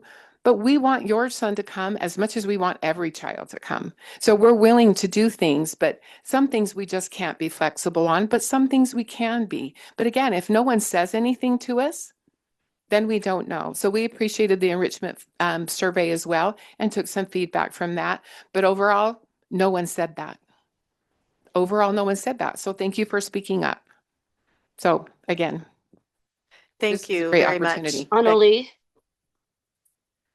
Oh, I think Annalee, And yeah. from the chair, we do need to move to the next I think subject soon. Annalee wants to say something and then we can. Annalee, go ahead and provide comment. I just kind of want to go piggyback on Katie. I know as a child, a blind child, I had working parents and I wouldn't have been able to attend any of these activities. Um, I mean, the time, I was a latchkey kid. I came home with my sister and there was no way for us or for me to get to activities. So my biggest thing is, are you asking those who have registered at what was their barrier for not coming? Maybe they were interested, but then couldn't get away for their kid to get there. I don't know. That's because as you were giving the numbers, I think it's awesome who you're serving and the job that's being done. But some of those had large numbers of people who, large percentage of people who would register and then not show up. And there's got to be some reason why they're not showing. So, I mean, even consider once a month evening program or something. I don't know. I just wanted to put my 2 cents in there as well. Thank you, Annalee. And I think that what we need to do is just relook at some things as far as as far as looking at the surveys, but also maybe doing things on a more regular basis as far as finding out why are there barriers. And because we certainly want to make sure that people can participate, and so we will do that. Becky and I can have another conversation about that, and we're happy to do that. So, thank you. So I think that we need to probably move on as far as there's quite a few more things as far as the enrichment funds Yes. are concerned. Yes, the next agenda item that we're going to go to is the fiscal year 2026, the enrichment fund projects. And I think that is me. Am I right? Yes. Okay, as Susan Patton next to it, so that I think I'm only Susan Patton here. Okay, so first of all, briefly, I wanted to talk about the enrichment survey results that came back from, we did them in December and that closed on December 31st. We had 73 respondents from our teachers of the visually impaired across the state. We had 134 respondents from our parents, and we had 26 students. Just some key highlights that I'll briefly talk about, and I'm more than happy to provide a better or more detailed summary, or you can actually have the actual results if you would like those. If you just want to request those from me, we're happy to do that for you. What is working positive across all three groups, TVIs, parents, and students, what the enrichment programs were viewed as valuable, meaningful, and impactful. The activities help students build friendships and peer connections, confidence and independence, and a strong sense of belonging. The expanded core and extracurricular events are seen as effective supports for real-world development. Parents are grateful for opportunities that help children to connect socially, develop life skills, and feel included. Our teachers of the visually impaired recognize enrichment as strong tools for supporting ECC goals, independence, and real-world learning. Some of the things that need to be addressed that came back, which are very important to us, and which drove some of the changes that are coming that will be proposed tonight. Access barriers limit participation, which is exactly what Katie and Annalie were talking about. Distance and transportation challenges, and then the centralized locations. The other challenge was communication challenges, and it was listed that inconsistent or overwhelming messaging, and then lack of clarity about activities, expectations, and supports.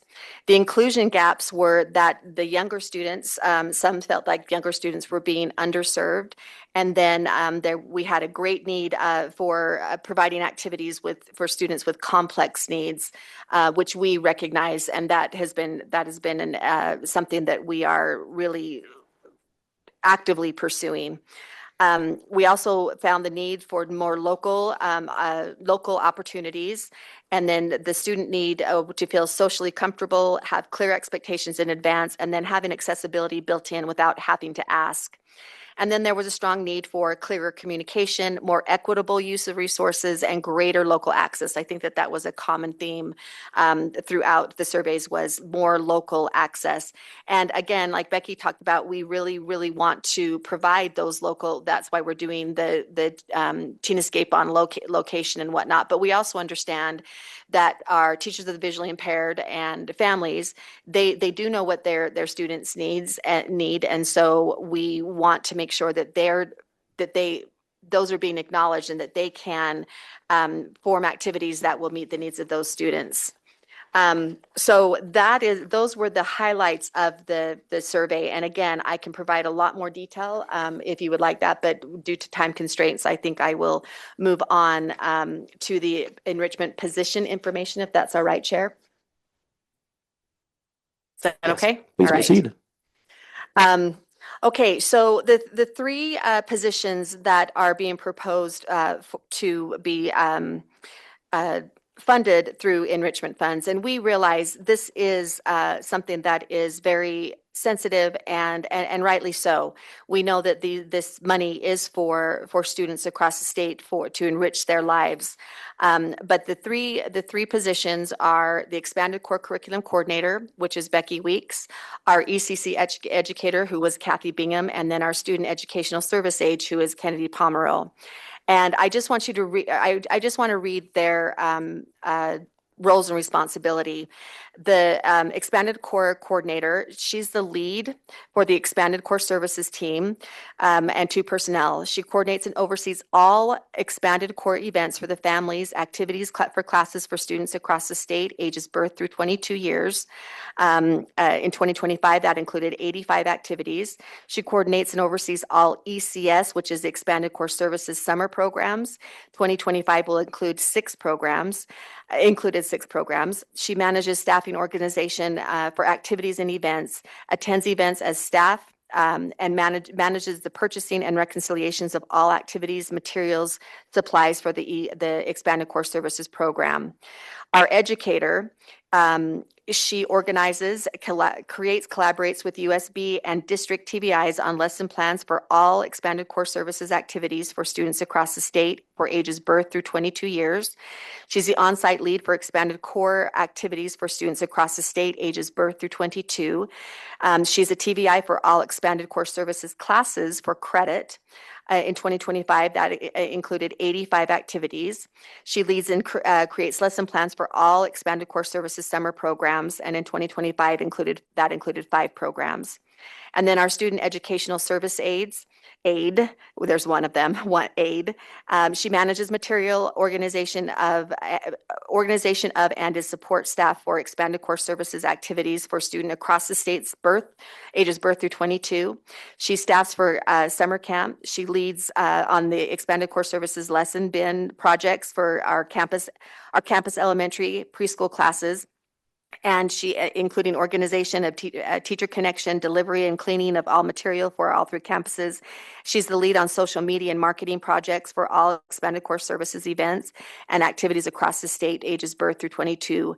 In 2025, that included 85 activities and 6 summer programs.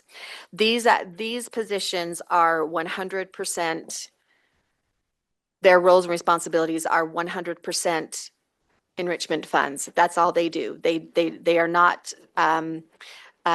used for campus only activities in any sense. Those that are the like our sensory carnival that we do as far as on our campus. That's all. We also invite our PIP program, our PIP parents across the state. So that is why, in collaboration with USBE, this wasn't something that was just determined by USDB. This is in collaboration with USDB. It was felt that it was important and imperative that these positions were funded with using enrichment funds. And so, with that, that's the explanation of the position information. So I'm happy to answer any questions in regards to from council members if there's any questions as far as that proposal is concerned. And then moving on, I'm sorry, I was. The chair is soliciting any comment. I'm so sorry.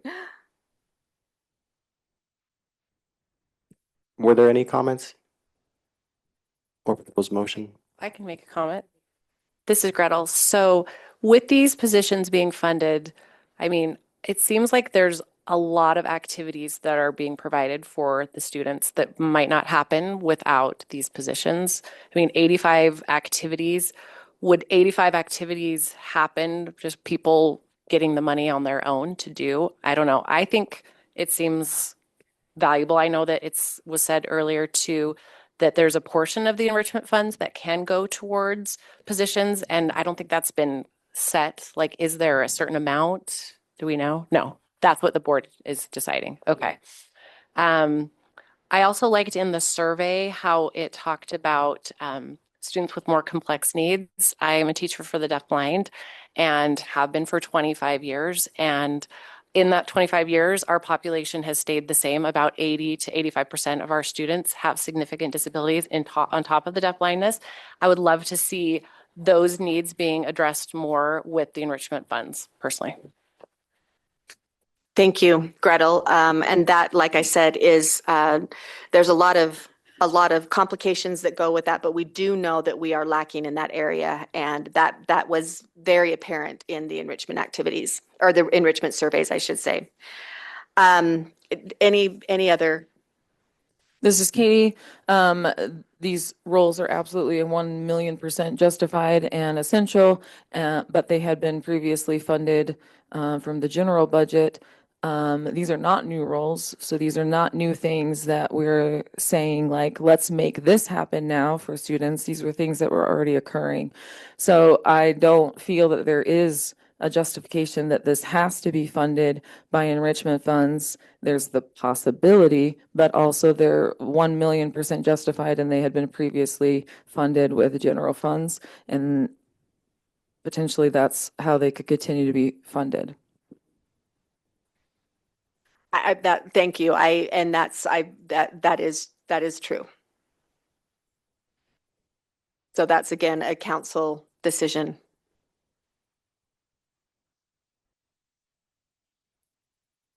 Okay. Do we need to make a motion to vote on this, or shall we move forward with the next item? The chair is asking. Oh, okay. So I think, And Superintendent Nilsson, you correct me if I'm wrong. So the next item is the USDB enrichment and trust fund projects list that the positions are actually added into this. And I don't know if they need to vote on all of them or if or each one individually, or if they vote on all of them together. Does that make sense? Yeah, Chair, that's up to you's account. Yeah, I think it would be easier to vote on them all together. Yeah, and that's what I was just going to concur, that they're being provided as a full and complete proposal. Obviously, the council can make decisions around line items if you'd like to before you vote and move forward. So if it's okay, Chair, I can talk about the Yeah. other ones and then you can decide how you're wanting to move forward as far as the voting is concerned. All right, let's do that. Okay. So in that you had the enrichment, I can't hardly read this one. It's so very small, but each one of those has a link on there as far as an explanation on what that actually, what those are. So the first one that was not, the ones that are shaded in gray at the bottom, let's see, 1, 2, 3, 4, 5, 6 were not on the one that the list that was already approved in the fall. The first one is the TVI support. And the TVI support is for TVIs anywhere, USDB TVIs or other district TVIs, to be able to apply for money through the enrichment funds, and that would be approved through the advisory council on like field trips or activities that TVIs would like to take their particular students on. And again, this is directly due to what came out of the surveys, that we saw that was a need, and so we want to make that available. There are a couple of things that we put into place. When I say we formatted it just like we have the LEA support and the family support, and that we wanted to know what expanded core areas were going to be covered, and student objectives, and how those student objectives were going to be measured. It's not really detailed, but we just want to make sure that that you as council members have an idea of what is going to be covered and what the objectives are. And again, that is for TVIs across the entire state. So that is in the amount of $75,000 for this year. So that would end on June 30th, and then it would start another one on July 1st. The next one are our campus field trips, and that would be for campus, our campus students to be able to, our teachers on campus to be able to apply for field trips that would be only for our campus kids, and that would actually be, a lot of it would be transportation, because we need to, Previously, our enrichment fund, we had a line item for transportation for field trips, which was then taken away when we split off. And so a lot of that actually is for transportation. And then we have our assistive technology, which is from our Accessible Learning Materials Center, and those are also utilized, those pieces of equipment, and those orders come from TVIs statewide. So those aren't just for USDB campus or also USDB TVIs, and that is in the amount of $25,000.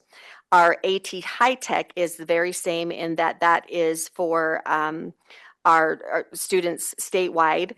Both the AT ALMC and our AT High Tech used to be funded from the foundation, but since when the foundation was not working, and when I say not working, I'm using terrible, like not very professional here, but when we took that away from the foundation and put them into the enrichment funds, because it is appropriate that we do fund that with enrichment funds, because it is a statewide, there are statewide items and activities or responsibilities. Then you have the positions in the amount of $304,000 and $567. And then we have our ERC, our Educational Resource Center refresh. And this is, again, for students statewide and parents statewide. We have different items that need to be refreshed, especially we have calculators and we have large print books that need to be refreshed, that have not been refreshed for a significant amount of time. And that was identified last summer from Sarah Lovato, who was our ERC director, and she had asked for this last summer, and so we did ask for this for the ERC refresh in the amount of $50,000. Again, in your backup documents, there are links to all of those, and if you have questions, I am happy to answer those. Are there any questions? Felipe says, I have one. The items here are great. There's one for $125,000 that I am that is pertaining to the ice skating and hockey. Is that something we would want to integrate into this proposal or keep it separate? Because of the timing of that, that was not incorporated into this proposal. I don't know, Superintendent Nelson, do you have any ideas of what we would do there?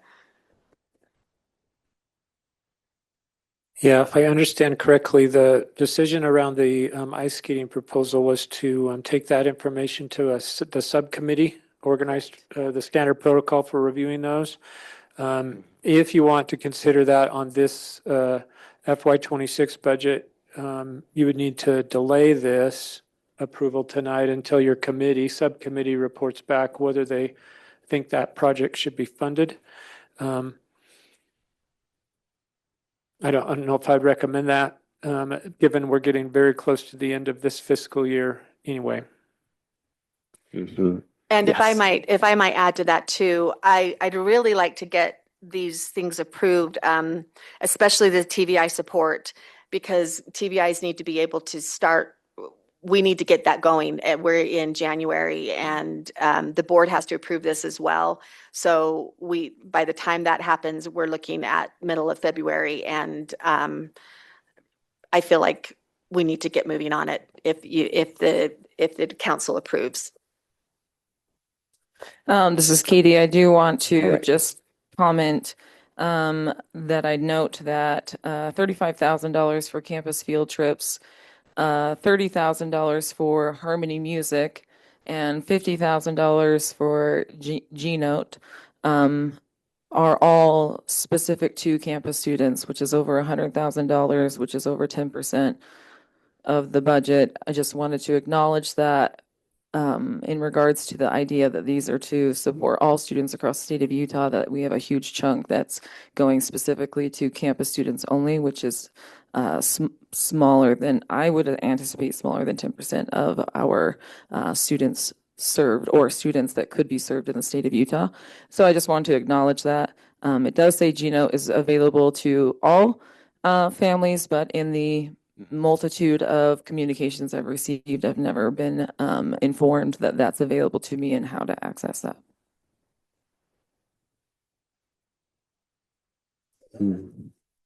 Thank you for your comment. Hey, this is Gretel. I do have one question. On the carry forward from fiscal year 2025, does that have to be spent in a certain amount of time, or does that just stay in the budget forever? Can I respond to that, Chair? Please. Yeah, it's my understanding this permanent trust funds does not get swept or taken by any other entity, that it would just remain there. And it's possible with the delay on approving funds for this year that your carry forward for FY27, which you'll be working on in just a couple of months, you could have carryover there as well.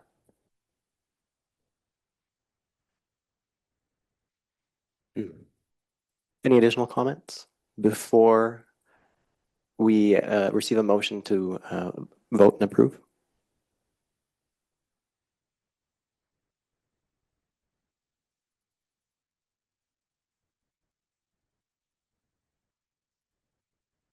So would a vote now and be involving the hockey thing?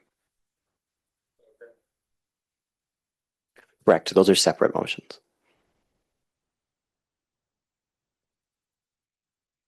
I would like to hear comments from Philippe. Mm-hmm. I'd like to know your opinion.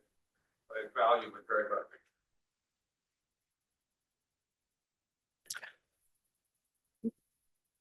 I think having this separate 125,000 is the right thing at this point. And at this point, I think we should go ahead and take a vote on this matter.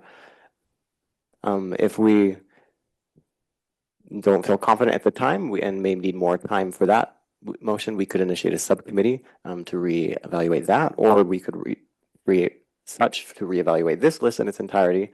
But as Susan has mentioned, the time is now for this motion to kind of move forward.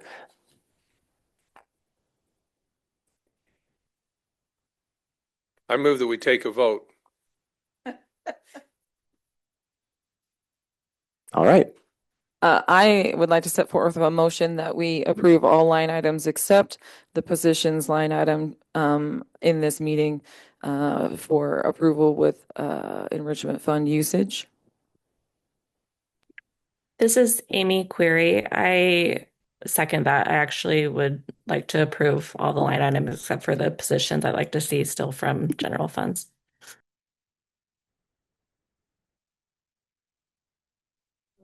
And I do want to make a clarification. For this petition, the 304,000, are we speaking then that we would withhold that and approve all except for those 3 items?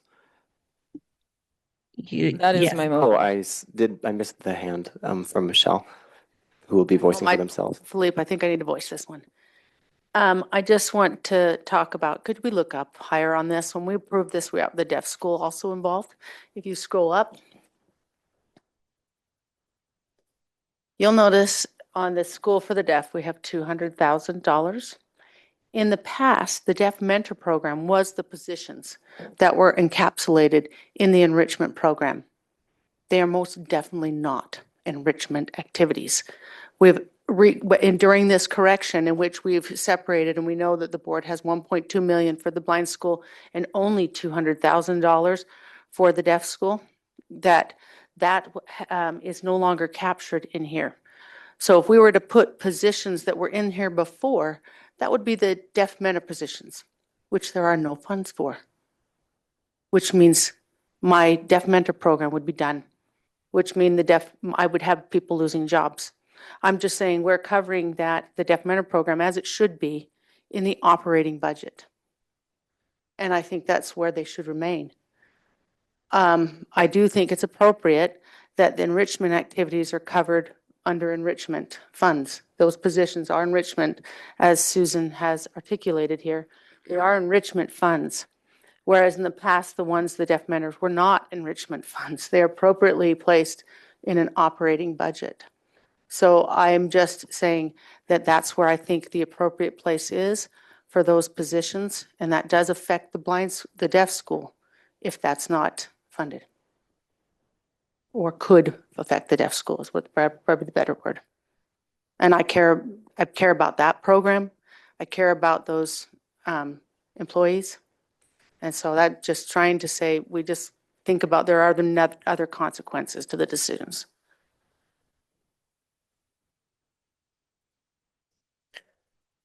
Yeah, and I would just add to that, there is some risk, especially without Assistant Superintendent Deborah Jacobson here to talk about this. There is some risk that those 3 positions then could be in jeopardy. You're looking at it through the lens of deaf mentors, but there's some risk. I don't know the degree of that risk. As we consulted with her department in preparing this after we got the survey results back, but that should be known to the committee. Sorry, go ahead. I have one comment. We've spent the 10 hours in the last week with the state board going through an exercise of cutting 5% of our budgets. This was required by the legislature. I would like to think that it was just an exercise, but I'm afraid from ongoing conversations that it is not an exercise. And so key programs, in the last week I had 3,600 emails all about mental health and arts programs that were being considered to be eliminated across the state.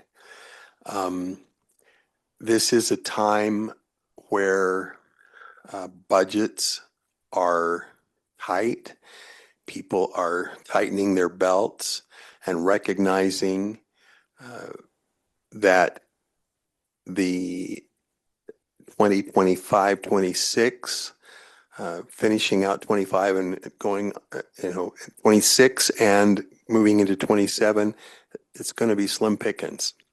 So I think you need to take that into consideration as you see the value of these positions, and hope that with the restructuring of the foundation and with the very careful and thoughtful work that has been done by our superintendents and others in recent weeks and months to bring all of the finances into line with established procedure, that things are going to get better. I have high hopes that things are going to get better because we have the organization and the guardrails in place now to provide everything that we need to provide for the children that we have the privilege of being a part of their education.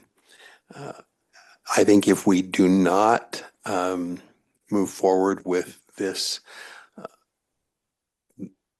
those positions could potentially be part of the 5% cut that's taking place all across every other program in public education. So I think you just need to consider that as you are making a decision at this point. And decisions are not from now into eternity. You may approve this because it's a stopgap issue, and this is a solution that we can access. If it's the right thing, I'm not suggesting that I know because I'm just listening from the sidelines. But it could potentially just go away like many other programs are going to go away in the next few months. If you don't feel that this is, and perhaps you don't feel that it's critical to your ongoing programs, and so you're fine. But I don't see any big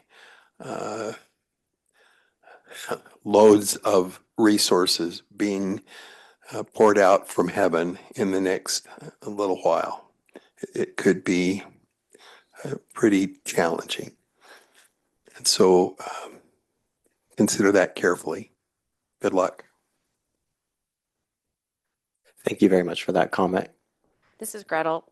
I have just a quick question. So if we were able to fund these positions through the enrichment, that would free up essentially money for the Deaf Mentor program? Is that what we're saying?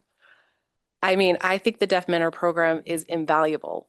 I would hate to see that go. And if we have ways to help support and save that program, I think it's huge. I have a dear friend who has a 3-month-old baby that's profoundly deaf and is going to want to access that program and is dying to get that kind of support. And I would hate to see that go.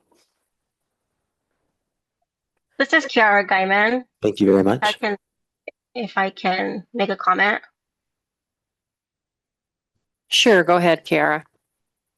I agree with what Gretel just said. As a parent who receives or who has received the Deaf Mentor program, it has been something that really kickstarted my family into signing and having that family-centered sign language for my daughter. So it's very beneficial. And from everything that I've been seeing that was presented today and how careful both superintendents have presented everything, I can see and support the positions being in the enrichment fund project to help that Deaf Mentor program to survive, because many deaf kids don't receive language until they're in elementary, or sometimes, they do get in for preschool, but by then they've had a couple years to a few years that they've missed that language. So that's definitely for me. I think that if this is a way to save that program and make sure that program continues, I would definitely vote for the position to stay in that enrichment fund project. Thank you. Are you seconding Meanings that that you motion? wouldn't, My meaning, motion? John, that you may want to withdraw your motion and make a new motion from Felipe? Wait, are you, The question for you, John, from the, yes, I move that we do approve the whole thing. Is there anyone, so I make that motion. Do we have a second on that? That's what we would need a second for that. I motion and it was seconded. So there is a motion on the floor that has been seconded. That's true. Right. Thank you, Katie. So now I'll open the floor for a vote in favor of. To restate the motion was to approve all line items except One the moment, please. positions item. The interpreter's going to pause for a clarification. Do you mind repeating what you said? The motion that's on the floor is to approve all line items except the positions item. And for clarification, that does not mean that the positions could not be approved in a future meeting. It's just not being approved tonight. I'm a little confused. John's comment of a motion to support all, did that receive a second? This is Kara Guyman. Yes, I second to keep all of them with the positions in there. My motion was on the floor first and was seconded before the second from Kiara just now. So my motion needs to be voted on first. Okay, I see. Thank you for the clarification. In that case, do we have votes in favor of Katie's motion? Yes. Katie, one, okay. You And- might want to do a roll call vote.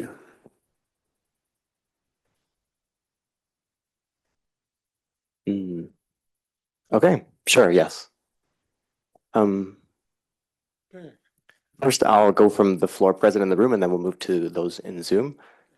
Is there anyone not in favor of Katie's motion to ignore the 3 items on the motion? So John, no. So 1 from John. Against. Can we get members online to turn your mics on and vote if you're in favor of Katie's motion to approve all items except for the salary item of $304,000? If you're with that motion or if you are against it. Annalee?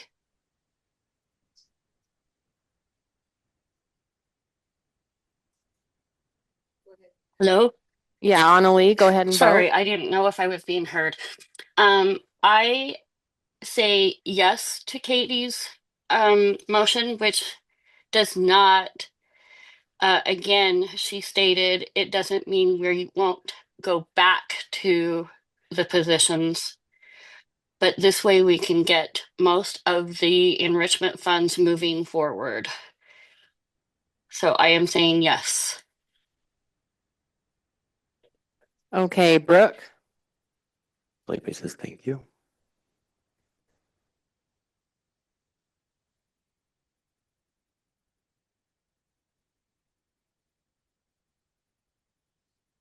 And she's on screen. She's raised her hand. Yes, here. Can you see me? Yes, we can see you. Wonderful. Do you want me to go ahead and give my vote? Yes, whether you're in favor of approving the enrichment list, except for the salary line item. Yes.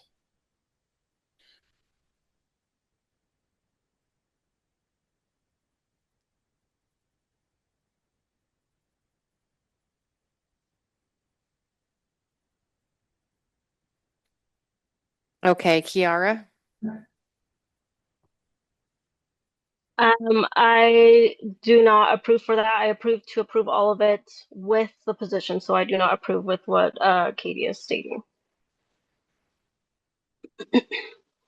Anybody says thank you. Or next. And that is all of our voting members. Oh, Philippe. I vote not in favor. Yeah, but she already seconded the motion.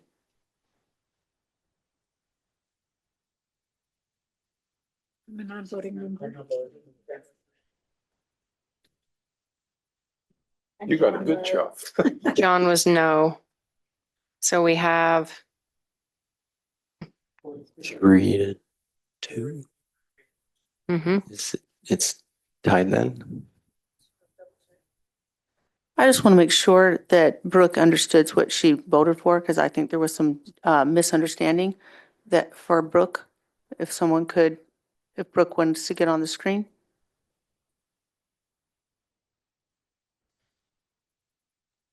I actually just texted you, Michelle. That's it.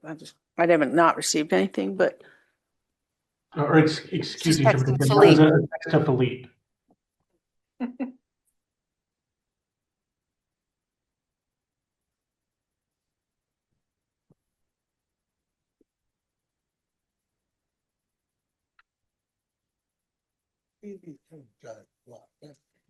And Brooke's message is saying that she needs a better understanding of what the budget is and how it impacts the deaf and the blind sides more thoroughly. And she has mentioned that she's withdrawn her vote. To confirm, Brooke, are you withdrawing your vote? Yes. Thank you. Yes, I'd like to hold off at this point in time. Mhm. All right. In that case, we have 3 and 3. Thank you, Michelle. Who would make the tiebreaker vote in that case?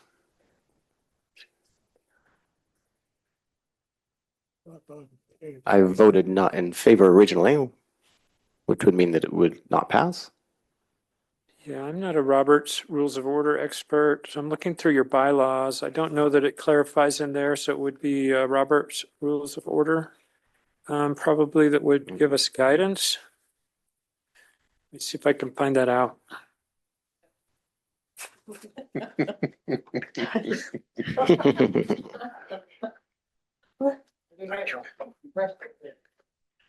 Hey, we need priorities. Last vote to either create a tie or break it. What was that? Can you repeat that, please? The presiding officer, the chair, votes usually as the last vote to either create a tie or break it, as their vote can change the outcome. And if it's a tie, then there'd be no action on the motion. Before the final tally, if their vote will break the tie, or they can wait to cast it after the tie is announced. Tie vote generally means the motion fails, but the chair can intervene to alter this result if their vote affects the outcome. So can he make a new motion? Well, yeah, so the tie means that the motion failed. So it would mean that it has failed, yes. The chair has the authority, it sounds like, to change his vote, which then would result in the motion passing, right? Correct. And in that case, the motion fails. I would need to make a new motion from John now to consider his motion. I would need John to make a motion for his motion again now. Well, I make the same motion that we pass the budget as proposed. That's my motion. Do we see a second? This is Kiara Guyman. I second to keep the proposed layout. Thank you. Thank you. Now we'll open the floor for voting on this motion to make sure that we are all in concurrence. For voting is yes with John's motion. So Philippe is a yes. Correct. Kiara is a yes online. Amy, what's your vote?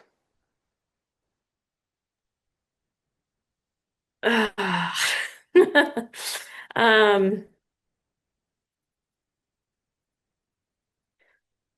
sorry. I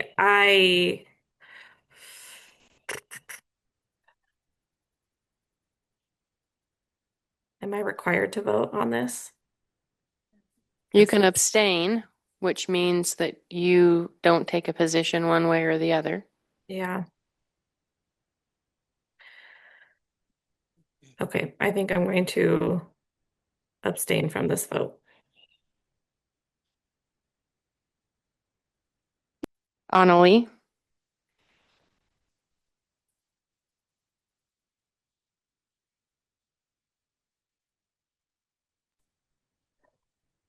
No. Okay, thank you. Okay, we still have Katie. She just returned. Katie? And Brooke as well. Yes, it was a new motion. What's the new motion? Please repeat. That John approves to approve the enrichment list as is, including all of the items. Kiara had seconded the motion, and now we're doing a roll call. Oops, it wasn't on. Katie, I vote no. Okay, Brooke, do you want to vote on this motion?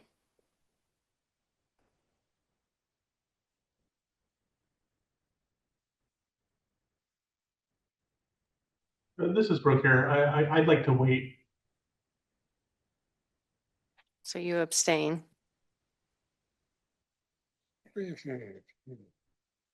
Okay, so currently we had John making the motion, Kiara seconded, Philippe, yes. Amy abstained, Annalee, no, Katie, no, Brooke abstained, and so motion, With 3, it passes. okay. So the All right. motion passes. Thank you.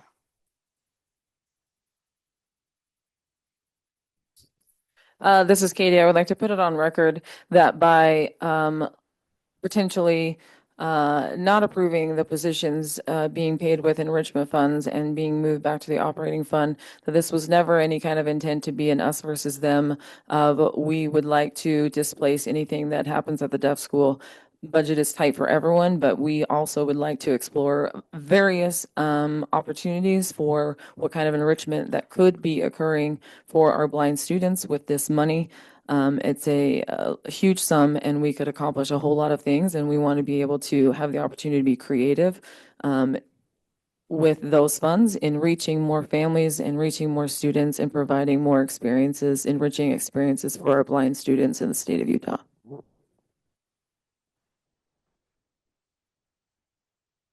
Okay, thank you. This is Annalee. I would like to Okay, second. we'll move. Oh, I just want to ditto her comments. thank you, Annalee.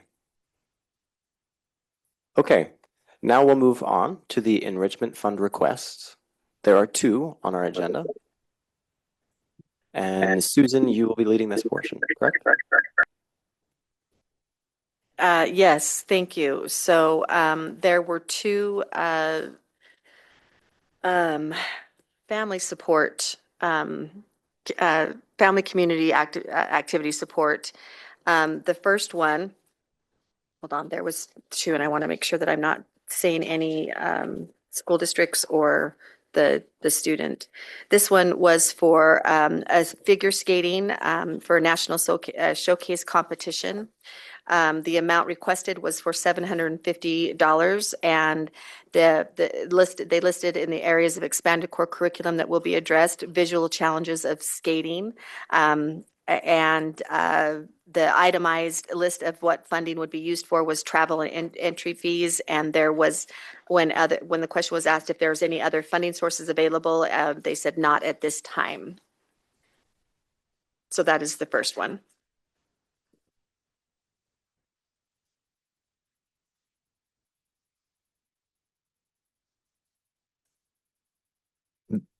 The first one and the second one? Did you want to vote on the first one first? Sure. They're, Let's yeah, do they're, that. they're separate. And this is a $450 request. Does anyone want to open the? 750. Oh, 750. Apologies. I thought it had a maximum of 700. No, Did you the say there was maximum is 450? 750. Oh, okay. I see. Do we want to open the floor to discussion? Does anyone move to open for discussion? Nope. In that case, we'll proceed with voting. Votes in favor to support this request. Please show now. There are none in favor to support this request? I think they just need a motion. Does anyone want to make a motion?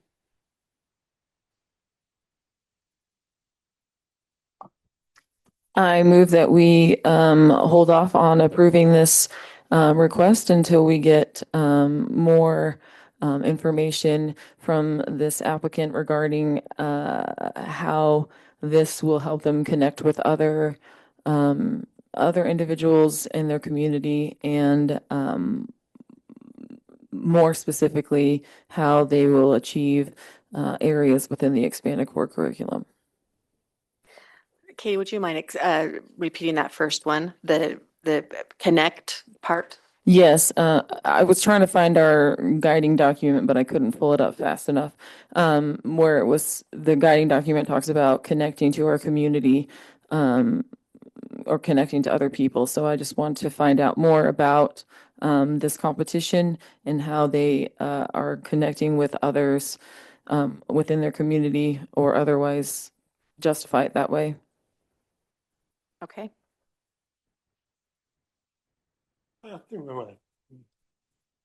And when did they mention in the request when they would need the money by? The event project dates are August 2nd to the 8th, so it's a lots little of time. Oh, okay. There's enough time to table it for now. All right. In that case, should we move on to the second one of notated KH? Which one did you? Okay. We need a second. Need to vote. We need a Oh, second. yeah, second and a vote.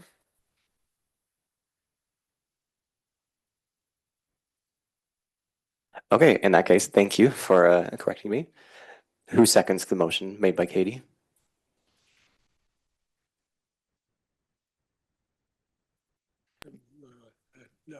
Will Man, we we move got a it- long night now. Will we move this to the next meeting in February?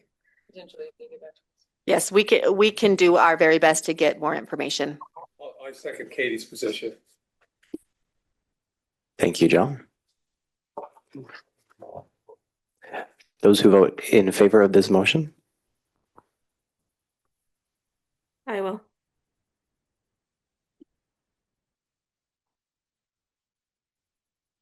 Okay, that seems to be satisfactory. Kiara, was that you online saying that you vote? Sorry, that was Amy. It was Amy, but I also vote. Okay, this is Katie, just a financial curiosity. If this event doesn't take place until after July 1st, You know what? That's a good point. I'm not sure. I don't know where, does it come from this year or next year? I don't know that that matters in us approving it or not, but I just wondered. You know what, Katie, I will make a note that they might need the money as far as to get involved before, right? That's what I'm, Yeah. but I will clarify for that too. Okay. Chair, are we ready to move to the second one? All right, we satisfied the vote, correct, Tammy? Yes. All right, we'll move to the second one. Okay, perfect. KH. So this one is for a student to attend the Camp Abilities in Four Corners, which is in, which has been in Flagstaff. So this would be for this student and their family to attend the capabilities 4 quarters. The amount requested is $500. The areas of the expanded core curriculum that will be addressed are compensatory skills, social interaction skills, recreation and leisure, orientation and mobility, independent living skills, self-determination, assistive technology, and career education. The itemized list of what funding would be used for is $200 for the fee, which is the actual capabilities fee, and then $300 for travel expenses from Utah. So the total is $500. And then when they said there was not any other funding at this time. What's the date? What's the dates? I don't. It is in June, but I don't like think it early has June. the dates on It's this. this fiscal year. It is this fiscal year, but I just know that's in June. So, oh, it is here, June 8th through the 13th.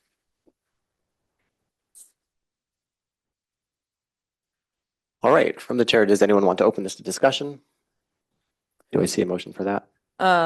This is Katie, and I move that we support this. For your information, if you're not familiar with Campabilities, Campabilities is created for blind children, specifically with blind athletes and blind mentors and such being involved in the process. So I move that we approve this request.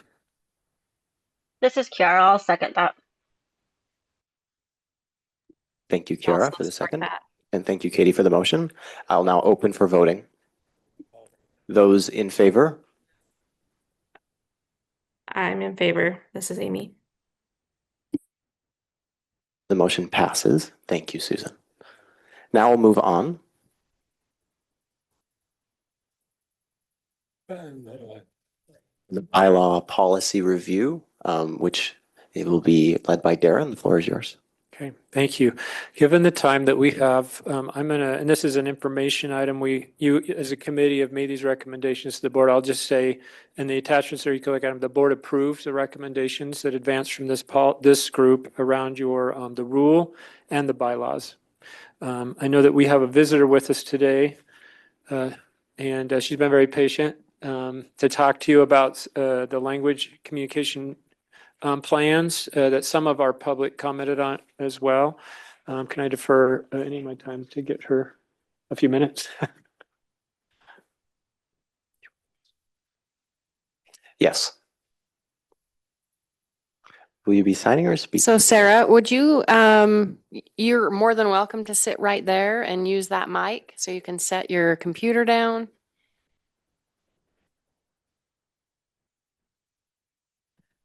Okay. I'm sitting, but if anyone else wants to stand, because we've been sitting for a long time, feel free to stand while I sit.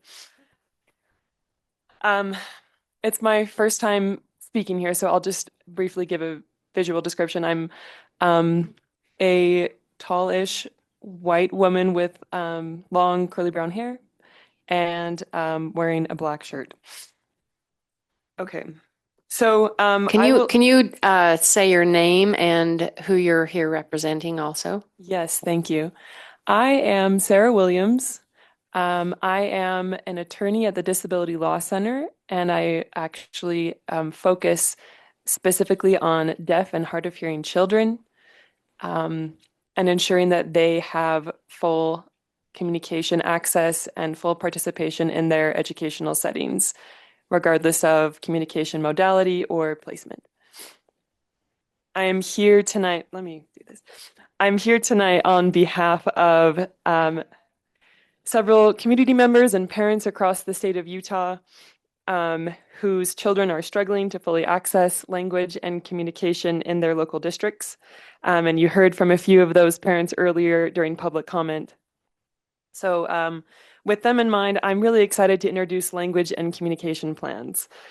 This is a tool that several other states already have implemented and require. Every state does it a little differently, and the strength and effectiveness of this tool really depends on having the right people involved in the formation: parents, community members, experts, and practitioners. So we've been working on a model plan just to give you a visual, an idea, and you should have received that in your agenda materials. Just know that's a starting point. there was a lot of feedback that went into that, and I've already gotten a lot of great feedback since putting that out there. So it's a work in progress, and just to kind of, again, give a starting point. I will just, I don't want to regurgitate what I have provided in the background information I sent you all. So I will briefly talk about what it is, how it works, and then kind of the vision of what we hope that this tool could accomplish. So a language and communication plan, it's a planning document, and it brings together in one place the existing rights and supports available for deaf and hard of hearing students. It helps IEP and 504 teams move through focused conversations and concrete planning. It doesn't just examine classroom access, but continuous communication access during lunch, assemblies, field trips, and importantly, during emergency situations. So I want to point out that a language and communication plan does not create any new rights or privileges for deaf students.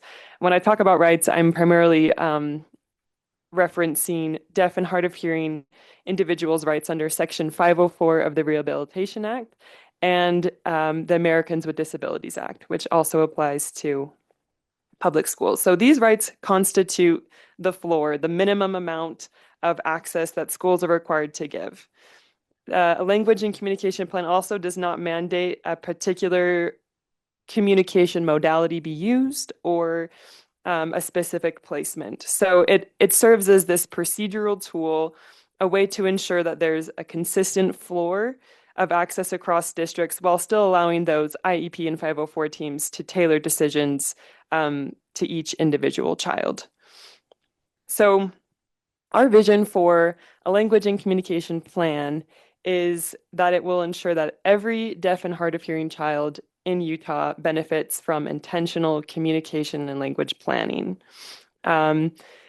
It sounds like a common theme tonight. We know that USDB staff and funding is being stretched very thin, but I don't want access to depend on geography, service models, USD staff availability, et cetera.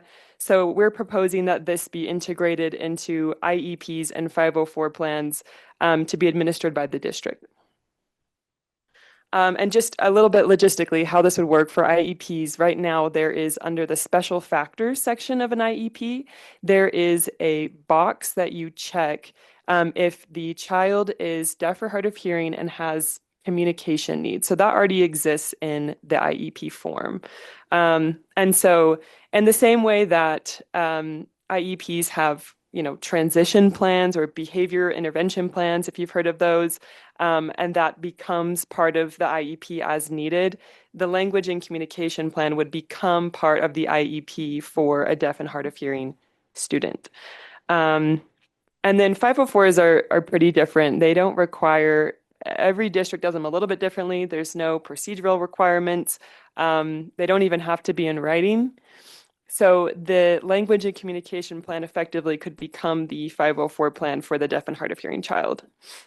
And then every time you would update the IEP or 504, which is at least annually, you would also update that language and communication plan. This, I don't imagine that the plan would need to be started from scratch every time. If you've looked at the sample plan that I provided in the materials, there are specific areas that go through action plans for various school settings. So when the student starts the new school year and has different teachers, right, there would be an opportunity then to go through with the teachers and discuss collaboratively how the student will receive access in the various settings throughout the day. So for this to be effective, at least once a year, that would need to be refreshed. I'll just close by talking about, although I've done a lot of this research and planning, I just really want to emphasize that I am here on behalf of parents and community members, and I want to share our shared vision for what these plans will accomplish. So for parents, our vision is to have increased confidence and participation in the IEP and 504 process. For all of you council members to be here, you know very well that learning how to advocate is a journey. It involves understanding your child's rights in any given situation, identifying what they need, and then knowing how to work as a team with the district to make that happen. And we see this plan as a tool for parents to learn those skills and to do that. Our vision for teachers is to walk away from these IEP meetings and 504 meetings, having felt like a valid participant there too, having collaborative conversations and leaving with concrete plans for the classroom, knowing exactly what they need to do, who's going to initiate the accommodation, how is the kid going to learn to be independent, and charging their microphone and handing it to the teacher for the FM system, like really specific concrete plans like that for these in these mainstream settings for these teachers. But most importantly, our vision focuses on a deaf or hard of hearing child who has consistent language and communication access throughout her day. Our vision is that she can participate academically and socially at school and grow into an adult who understands her rights, needs, and how to advocate for herself. There are approximately 350 deaf students who are served at USDB campuses like this one, beautiful campuses that are intentionally designed with deaf children in mind. But another 550 attend their local schools and receive USDB outreach services. And beyond that, there are several more additional deaf and hard of hearing students who receive support solely through their local districts. So in short, the majority of the children that you all are representing and serve on this council are educated in these mainstream settings. And I just ask that you consider these students, and I'm happy to take any questions now.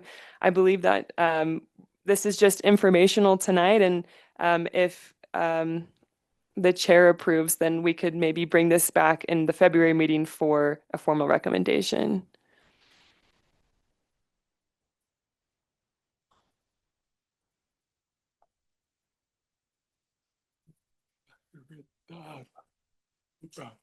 And I do have a question for that. Also, thank you so much for your information about what's going on with all of this. There is a significant gap that has existed for many years, and this seems like a beautiful approach to filling that gap. And the question then is this become a legislative matter, and how do we move forward? If we were to make a motion or make a proposal and recommendations, what does the pipeline look for that? And is it something new? Is it something that we bring here? Does it need to come to the legislature? What does that end up looking like, right? Because it's about the quality of life for these children and students and families. That's a great question, Philippe. So the way that this came about is that we had some parents in rural Utah actually write to their assigned senator. And the senator was willing to meet and discuss and thought this was a great idea. He himself wasn't sure what the best route would be. There's been some debate on this, whether this goes through the legislature or whether this is done through administrative rule. So as of now, the proposal for February would be for the board to explore these options in collaboration with impacted parents and other administrators. So that is not 100%. That path forward is not totally clear yet, Philippe. There are pros and cons to both that we're trying to look at. But the main thing is that it would be a requirement passed either through statute or administrative rule. This is Kiara Guyman. I have a question. Go ahead, Kiara. Recently, I know with the whole legislator and the 504 deaf kids at the school, and possibly, there was word that if you're a 504 kid, you'd be out to your mainstream school system. Would this be something that they could see about possibly encouraging deaf kids to go to mainstream school systems? I personally have a profoundly deaf child, and community is big. So I wouldn't want this to be something that, I mean, it sounds great, don't get me wrong, but I just want to make sure it's not something that people might look at to say, okay, let's kick all these deaf kids out who are 504 kids instead of being in the school where they're comfortable and have direct access to teachers and peers, and be used in that way. I don't know if that makes sense. Yes, I appreciate your concern on that. I think it's a really good question. So the language and communication plan, it would just ensure that basic floor of access, which is not happening all across the state right now. Placement decisions are highly individual, personal decisions, and may be a lot of reasons that a deaf or hard of hearing child decides to go to their local school or to a USDB campus like this. And I think that that could go either way. It could be that in seeing all of the supports available and seeing the needs of the child, that the language and communication plan leads some students to choose to go to a USDB campus. And for others, they could come to the conclusion after going through again the child's individual needs that the best placement will be in the local district. So I appreciate your concern. The way that the plan is formatted and works is to encourage teams to make those individualized decisions and not push the child to one placement or another. This is Gretel. I have a question. Would this also apply to students who are deafblind? That's a great question. I have not, nor have the parents. I have not talked to a deafblind population about this in depth yet, and I would be really interested to do that. Certainly, I've seen some states do that. I don't know that the form would capture every service that a deafblind child would need on the blind side. So that could be a further conversation to be had if this would be beneficial. Thank you. From the chair, Felipe says, I mean, like, what cost is there, right? It seems to be not a very small cost for a huge benefit as well. So, yeah, I'm happy to answer. And Dr. Tanner looks like she has a comment as well. He said, yes, ma'am. I think it's important, this from Michelle, that we have ongoing conversations about this and look at it again next month. With time passing and running out, I think it's important that we consider that and keep in mind that there are some small concerns, not with the money necessarily, but with timing. It's an important discussion for us to have, and I feel that fully. And it's there's great importance to what's been proposed today. My concern, though, is with the forms that we would have, that some may feel that it is simply a form. And that hearing folks may not understand the full meaning, significance and importance of what it is that they're filling out with that. And so to provide full structure and advocacy support with that is another concern. And we want to gather more feedback as well, working with Sarah. And so I think that at this time may not be the best time, but next month would be the time to discuss it at length. All right. Thank you so very much. And I wanted to ask Cherie as well, and Cherie expresses support with what Michelle has expressed. Felipe says, are there any questions from the council for Sarah? And Felipe is also asking for Sarah's sign name, which is an I love you hand shape, flipping their hair back.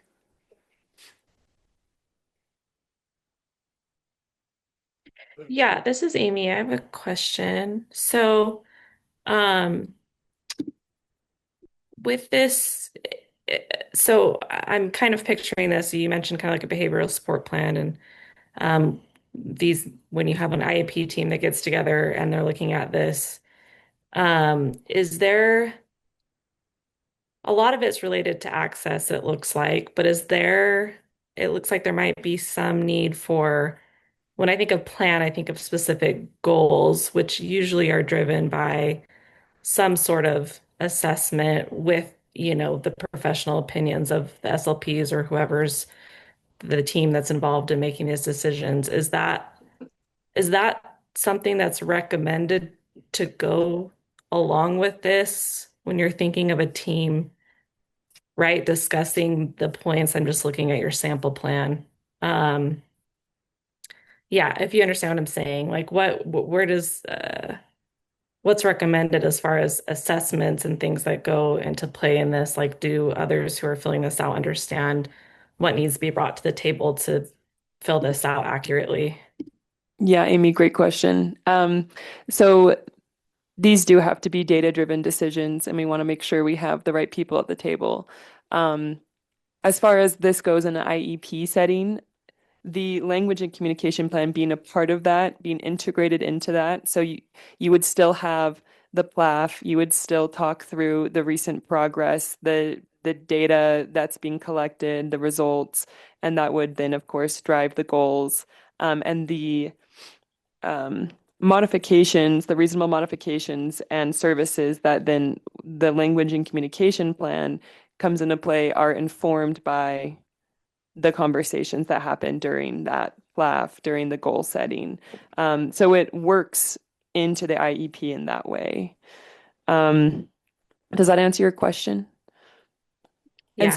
And to further expound, if USDB or if an audiologist or et cetera, another service provider is already going to be part of the IEP process, this does not exclude any of those professionals that should already be attending by law, an IEP meeting for the child.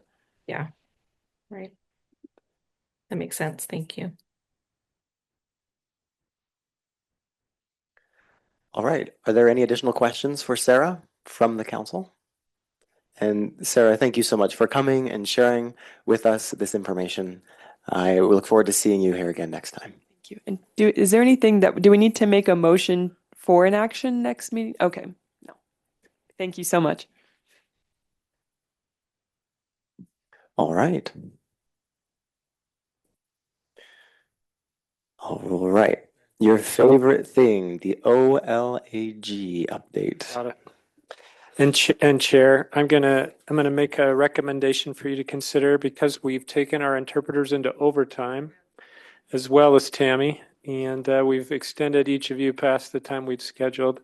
The rest of these are information items, and unless I've talked to Chair Booth and he's and the associate superintendents, they're willing to forego their agenda items as well. Unless there are specific questions, I would propose that you close the meeting. So in that case, we'd be done with this one. Or do we need would you like Chair Booth to talk about legislative?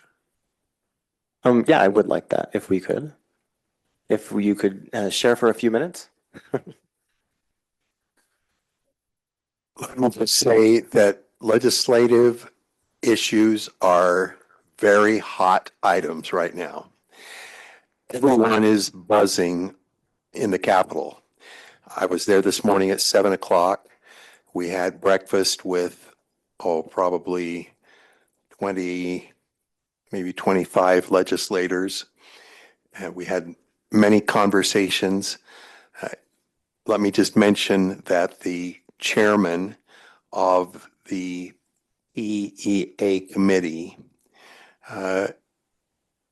who is Representative Stephen White, is very supportive, and Vice Chair Wood, who would normally be here in your council, is very pleased with his response to her conversations regarding some of the concerns that you've discussed here in the council, and he is willing to carry the banner and help us achieve whatever goals that we need to achieve with the help of the legislature for our deaf and blind students. So things are positive, much more positive, I would say, for USDB than it is for USBE, maybe, at this moment.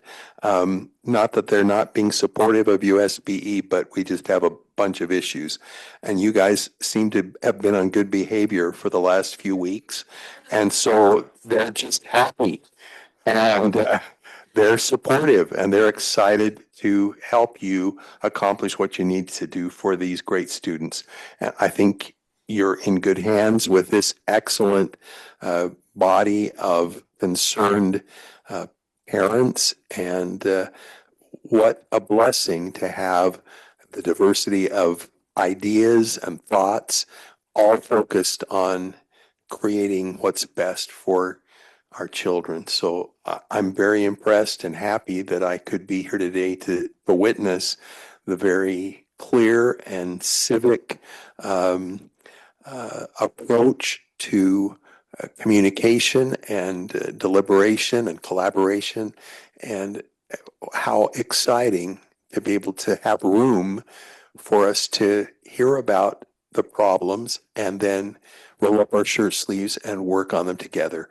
And I believe that we will find that this session of the legislature will be very eager to be helpful in the things that we bring forward from USDB. Thank you. Thank you very much, Randy, for coming and for sharing that update with us. Take care of yourself. Thank you all for coming to our meeting. Apologies for running past your bedtime of 7 o'clock. I hope that you all arrive home safely and that you have a good evening. Thank you again.